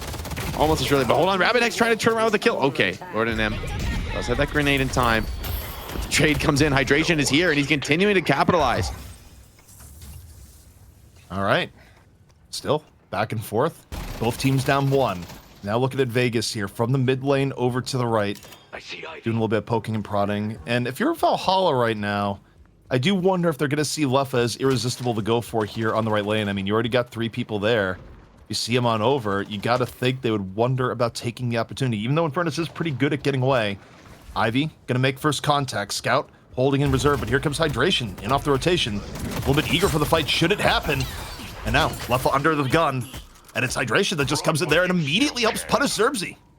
Man, Leffa and Hydration have just been the Bash Brothers so many times for this squad. It's been these two to stand up and be the heroes for the team. Seems like game is going to be no different. Chase down onto Vindicta, caught, pulled, and right into the bird. The follow-up onto the Death Clan. That is brutal for League. Hydration started to blow this game wide open, getting active, fearless across the map here.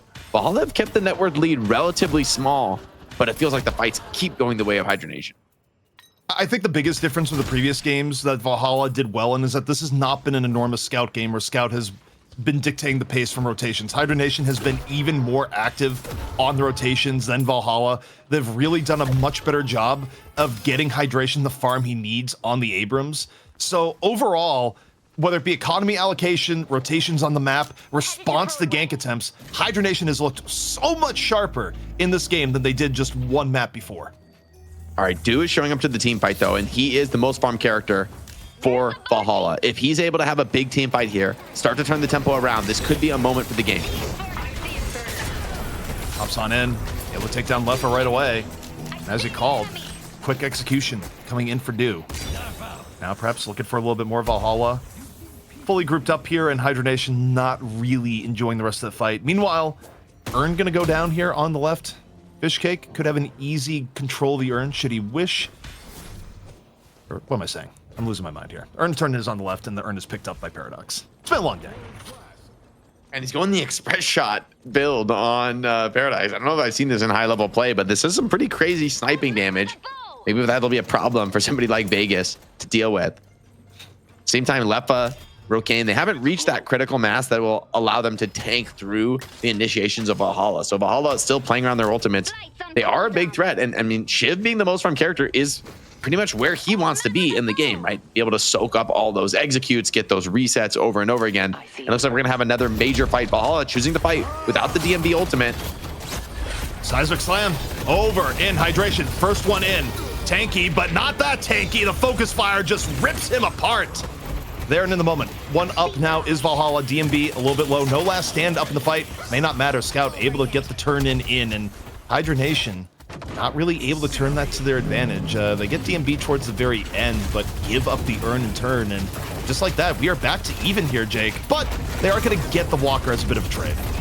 Yeah, Leffa gets the Walker and tries to double down for more. Goes in deep with the concussive combustion. Oh, but there's so many players here that can all support each other into this. Leffa is trying to like 1v3. So many parries. Leffa going God mode, still kills League. Surely that's all he can find, but I mean, he's done enough, hasn't he? Walker force a massive rotation and even get a counter kill in the chaos. Really well played. I mean, that is brilliant, what we just saw there. I feel like Leffa, more than any other player in the game, is able to turn losing situations into getting something for it. Getting the double parry there, just reading the tea leaves, double parrying, buying himself enough time that he just get one kill there instead of being a free kill. Actually ridiculous, on top of still making sure to get the Walker. I mean, and again, I feel like you don't see players do that all that often, but Leffa makes it look easy. That kind of saved the play from Hydronation as well, because they would have just been giving up Urn to get a Walker, which is a decent trade, but you know, not amazing. But then getting that extra kill, forcing a lot of time spent dealing with him on the flank. I mean, that is very valuable from the Infernus, and it kind of mitigates some of the lane pressure that could have come against Hydronation after that winning team fight on the side. All right, 105 to 100K, still pretty even across the board. Income allocation, honestly, pretty good across both teams. Like you look at here and nothing is really looking bad per se. The people that should have farm do have farm on both sides. Although I feel like, you know, Jake, every time we go to the hydration cam, he's gambling. Always gambling. I mean, you got all those melee upgrades, might as well punch the center sacks. And they've held on to this mid Guardian as well for so long, so deep into the game. I mean, I think the Guardian itself isn't that game changing, but just keeping that shop open allows people to stay on the map a little bit more actively, makes everything else a little bit more efficient. So if you're able to hold the mid Guardian this long, it really does pay dividends. Now we've hit a little bit of a lull in the game. Probably a good chance here to check in with Dan. And Dan, you know, what are you seeing right now? It's been a really interesting game. The fact that Valhalla were able to kind of win that unfight was the sort of the moment where they were able to kind of turn things around. I think obviously like Do being able to come into the fight and insta kill, get insta kill. Well, actually, there was a previous fight where he gets an insta kill into Infernus, but it was actually Hydration going in a little bit too early ahead of his team in that unfight where he gets instantly killed, and that was kind of the issue. So I feel like Hydronation looked a bit weaker in that fight than maybe that team fight that maybe they should have, just because of just some missed timings in that respect. But I think the scaling here does look a bit better for Hydronation. I feel like going into the long game. It's definitely not like crazy because there's a lot of ways to mitigate that with Valhalla having, you know, heroes like Shiv. But I'm a little bit worried for League. I'm kind of getting worried because there's a lot of like really good counters to League between like Vegas, Leffa on the Infernus, as well as like Alash. I'm like worried that League's going to fall too far behind. Well, you got the anti-curse there as League. Got a little bit of extra souls into the bank account there. Quick little opportunity capitalized on by Valhalla in the middle. I don't disagree, Jake, though, with the overall idea is that you look at the scaling, and I do think dealing, especially with the Furnace and Mirage into the late game poke alone from Hydronation is going to be hard to deal with, even though Valhalla's frontline is scary. They might not be able to get close enough at times to make use of it before they're all down to half HP. Yeah, I mean, Lash isn't having an amazing game, which will help at least in mitigating some of those team fight threats. But I think you're right for Valhalla. They do need to find a little bit more purchase before the game gets too deep into the late game. Still, it's a bit of a ways until I think it's really that like 30 to 40k soul count, where once Lefa starts buying like defensives that enable him to stay alive and counter an initiation on him, that'll be a big game changer. For now, he's got monster damage, but if he gets initiated on and gets CC'd, he's just going to get bursted down quick. Same for Mirage, right? They don't have the tankiness just yet. But then into the super late game, that's where it's going to become very problematic. And here's Lefa finding that concussive combustion onto the Paradox, get the kill, and more souls into the bank account. Rokane's instantly TPing over, by the way, to the other side of the map. They want to win on two fronts at once. Yeah, they drop the Death Slam, clear things out here near the urn, drops on down, looking here for the Ivy. And Zerbzy, very, very low. Meanwhile, switching gears here, you see the focus fire on the Hydration. Hydration, though, standing strong, super tanky. The importance of having a farmed Abram. Zerbzy finally going to go down.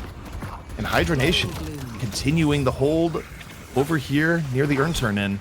Urn going to be picked up by Hydration and likely turned in, so they're going to funnel even more souls the way of Hydration here, Jake. And the game's starting to crack open. That was Hydronation winning a fight on two fronts at once. Lefa continuing on in the split push while Rokane comes in to assist.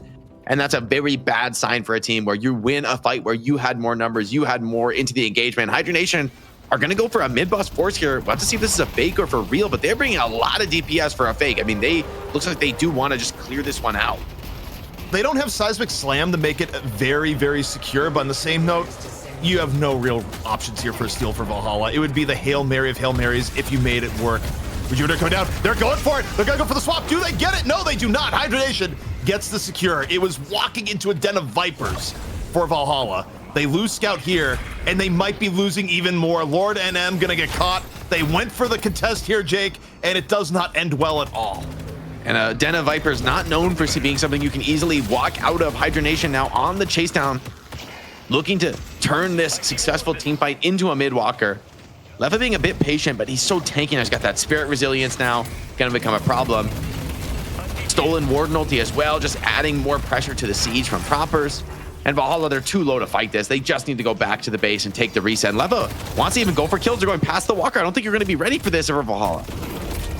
Oh, that was some Ricochet nonsense that just happened there. By the way, Fishcake got the credit, but Lefa is the one that is lighting them all on fire.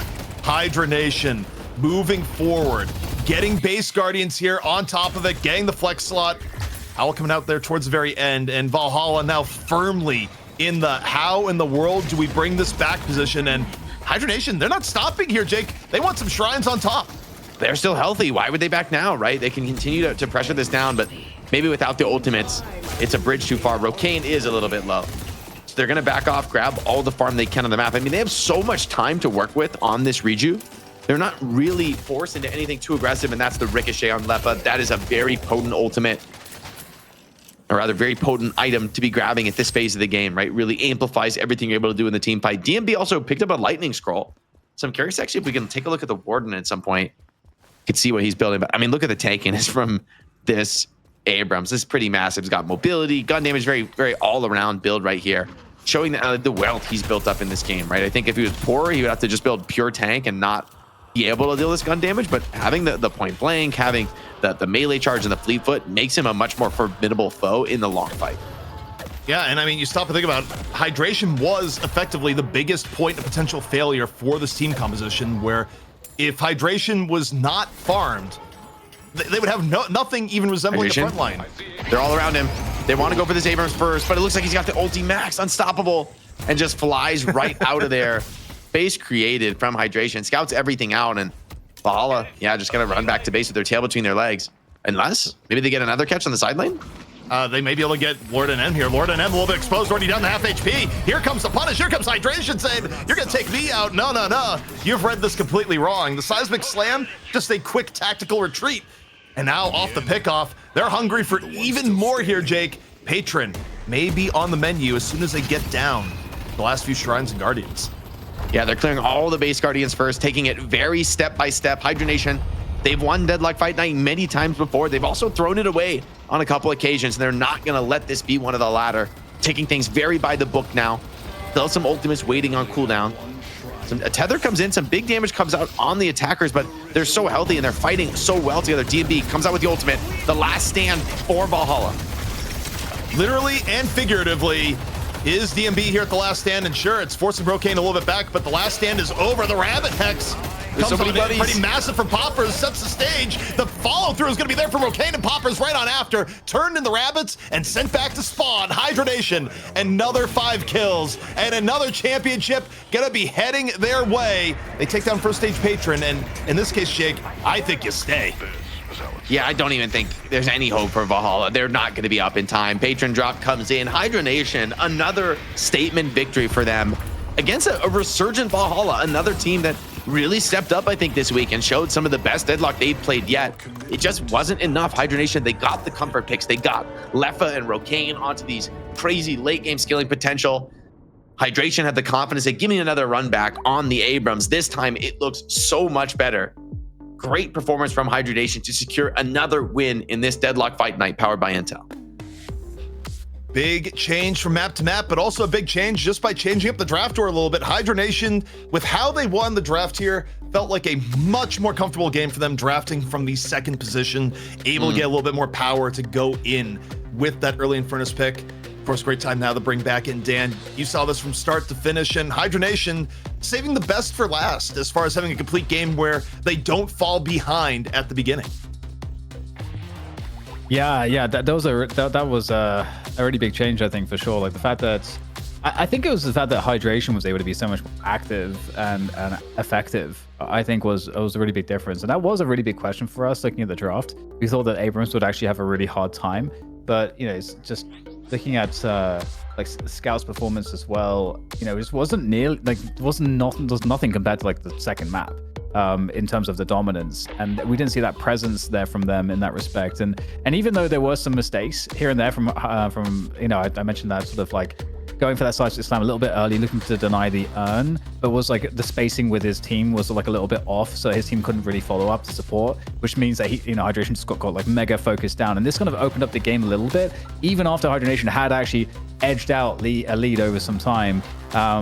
You know, they just went right back to winning, like very quickly after that, because they're able to stay active, able to stay farming, and that Infernus Mirage threat was able to be protected in that respect, and they were able to do their jobs. There were so many moments where Hydronation were able to just have Leffa pushing stuff by himself, like just pushing down objectives by himself, getting like massive return on like a lane, and then also Hydronation would still be competitive where they were fighting elsewhere on the map. So overall, like very impressive that they were able to just have way more impact, I think, in that was the defining feature. And they kept that mid guardian up for so long. That's also kind of sus as well, I feel like. Yeah, I think across the board from Hydronation, it took the full team effort. As much as we've been highlighting Leffa a lot for the performances on Infernus and on some of these like major late game characters, I mean, I think game one particularly impressed me, right? Like, it's one thing, game three is like very scrappy early game, and it just Hydronation just get the better of a couple of those key fights, like get that lead and then macro their way really cleanly to a win.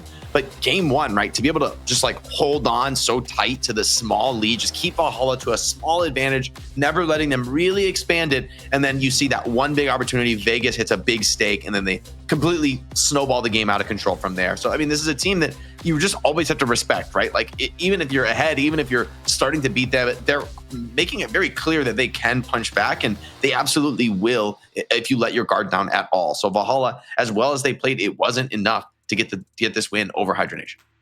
Well, it does bring us to the player of the match presented by Intel. Dan, you were watching from the sidelines the whole way through. I know this one was a little bit of a tough call, given how much of a team play it was coming in from Hydronation, but we've tasked you with giving us one player of the match. What do you got?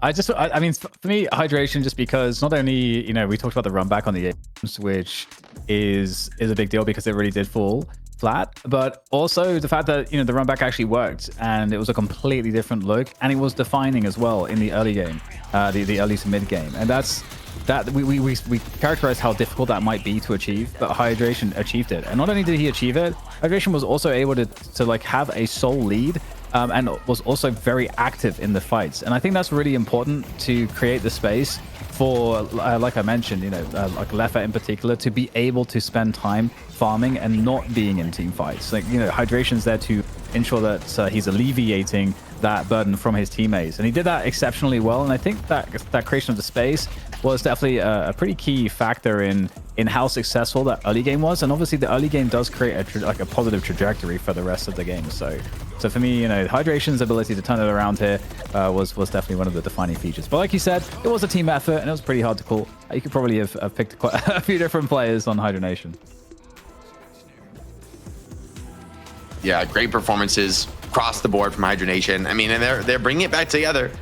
As long as they keep winning, surely this roster will stay the same. I mean, I do hope, though, we see more consistency over time. At the same perspective, though, it's like, this is a reality of a game as early as Deadlock is. Like, there's always going to be new players rising through the ranks that if you're the best team, you always want to be considering them, right? You don't want to be looking askance at new talent because, you know, in a few years, there could be a whole different cast of players at the very top. And so everyone is still competing to be at that top.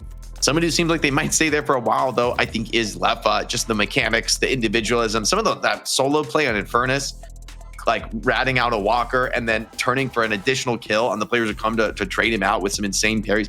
Just absurd plays, like stuff that you just know you can't replicate at home. Also, one thing I have to bring up again here, where you look at the performance here, there's still something to be said about Deadlock in its current state of the game, where as much as we talk about, okay, here's the meta, here are the power picks, you know, nowadays right now seems to be more in the frontliners, you know, heroes like Geist or, you know, Hydronation, like really preferring the Infernus. There's also something to be said about players playing the heroes that they are historically very good on, where, yeah, GT may not be the most favored pick at times nowadays, but you give GT the Vegas and Vegas will find a way where, you know, this is post item patch GT putting on all sorts of heavy damage, being a menace in lane and throughout. So I love seeing that, and the fact that, like, even as the game evolves, you still have room for players really to make some of these pocket picks very much their own. You know, no pun intended, because we didn't even see a pocket this time around, but you get what I'm saying. Yeah, Vegas had a great series, man. The Vindicta, that stake was a key part of the turnaround that enabled them to come back into the game, and then game 3 is just dominant. Like, he's a big part of the reason that mid lane Guardian is up so incredibly late into the game. It's just his dominance in the mid lane, taking the enemy mid Guardian early and then just, you know, continuing to control that position and still show global presence with that bird. Yeah, and I'm glad to see that we get the GT representation too, because I don't know if I was saying it off camera or not. I can't even remember at this point, like when and where I said it. But I think GT provides a unique feel to the game where you have this like global presence with the bird. It has like kind of like there's that drama when the bird is going to chase down a kill, and it can often be like a pivotal kill, and you know, like nobody else like has an ability like that, and GT has that explosive potential that I think is just really fun to have in the game. So I was kind of sad to see how badly he got kind of affected by the patches. So to see him get picked up here today was really fun, and also to see him played well and for it to be pretty decisive, because also Valhalla made a great look with GT as well, showing it's still viable. All right, well, here at Deadlock Fight Night, we pay attention to the community, both in our own chat and places like Reddit, and we saw that recently it was pretty popular to take a look at what heroes were picked and banned over the course of a fight night. It's good conversation, it's good for knowledge on who's getting picked and where it is, and we decided to, you know, take some of the inspiration from the community and make a fancier graphic, easier for people that want to discuss where things were at. Just take a quick screenshot, share it around. But this was the hero priority here tonight, and you take a look at that, Jake. It has to break your heart because Viscus, we only saw him get picked once. He was sent to the Shadow Realm all the other times. So sad, man. The Viscus, I mean, he's a team fight in a box, though. I understand why teams want to ban him. He really makes a lot of, does like massive damage, incredible stun control, and it's just a menace sometimes in some small rooms or some certain parts of the map. So I'm not shocked to see that many bans. Geist, seeing a ton of play. Geist has just like really been dominant for a few weeks. Has looked like amazing on so many roles. And then Infernus, 7 picks on Infernus. I mean, this is the Infernus renaissance, man. Infernus is back. And I mean, Lash also getting picked so much and being like prioritized so heavily is actually really interesting to see as well, because Lash was kind of like we memed on Lash a lot in the past. So for me, in terms of like going from 0 to hero, I feel like Lash is in the consideration there. It's I don't know that I can think of, just looking at this, anyone else where I'm like, whoa, they kind of, there's like been a big shift in terms of people actually wanting to play this and it being valued at the top. I always love just looking at the reaction. The love for production is fantastic. It just, it's now catching up to where we're at here. It's like, look, production puts in a lot of good work, trying to figure out new ways of making info more digestible. And look, we know all of you, when you tune in, one of the big reasons is just, keep your eyes on the pulse of the Deadlock community, see what is good and bad, and anything we could do to make that a little bit easier, whether it be builds of the day, or in this case, just a quick overview of where we're at. Every little bit helps. Jake, we're coming to the end of the show here. Final thoughts before we wrap things up. Yeah, just great games all around. From all of our teams here. I was really impressed with a lot of the action we saw and some different metas coming out from NA and EU. It's just another great Deadlock Fight Night in the books. Thanks to the community, of course, for always showing up to support and cheer on the teams, the production, and of course us. But also thanks to the teams, for putting in that work and continuing to grind the game and push things to the next level. Dan. Yeah, I just want to give an honorary shout out to both Abrahams for becoming like this legit team that is actually beating VP in a really great fashion at the moment. They're very exciting to watch. So that's made the European DFN really fun. And then also seeing Valhalla do the same with Hydronation here today. Like, we haven't had a lot of close rivalries in North America that consistently. And so to see them show different looks of how to play the game and still be competitive against a team like Hydronation, also really fun. So I love where we're at. All right, well, that brings us to the end of the broadcast. Coming next week, that's right, it's going to be Deadlock Fight Night number 30, our 30th show on the way. Time keeps on flying, but we couldn't have done it here, of course, without all the love and support of the community and the teams. Thank you, everyone, for helping this happen. Thank you, of course, to Intel, our wonderful sponsor, for funding it all. But this has been Deadlock Fight Night number 29, presented by Intel, and we'll see you next time.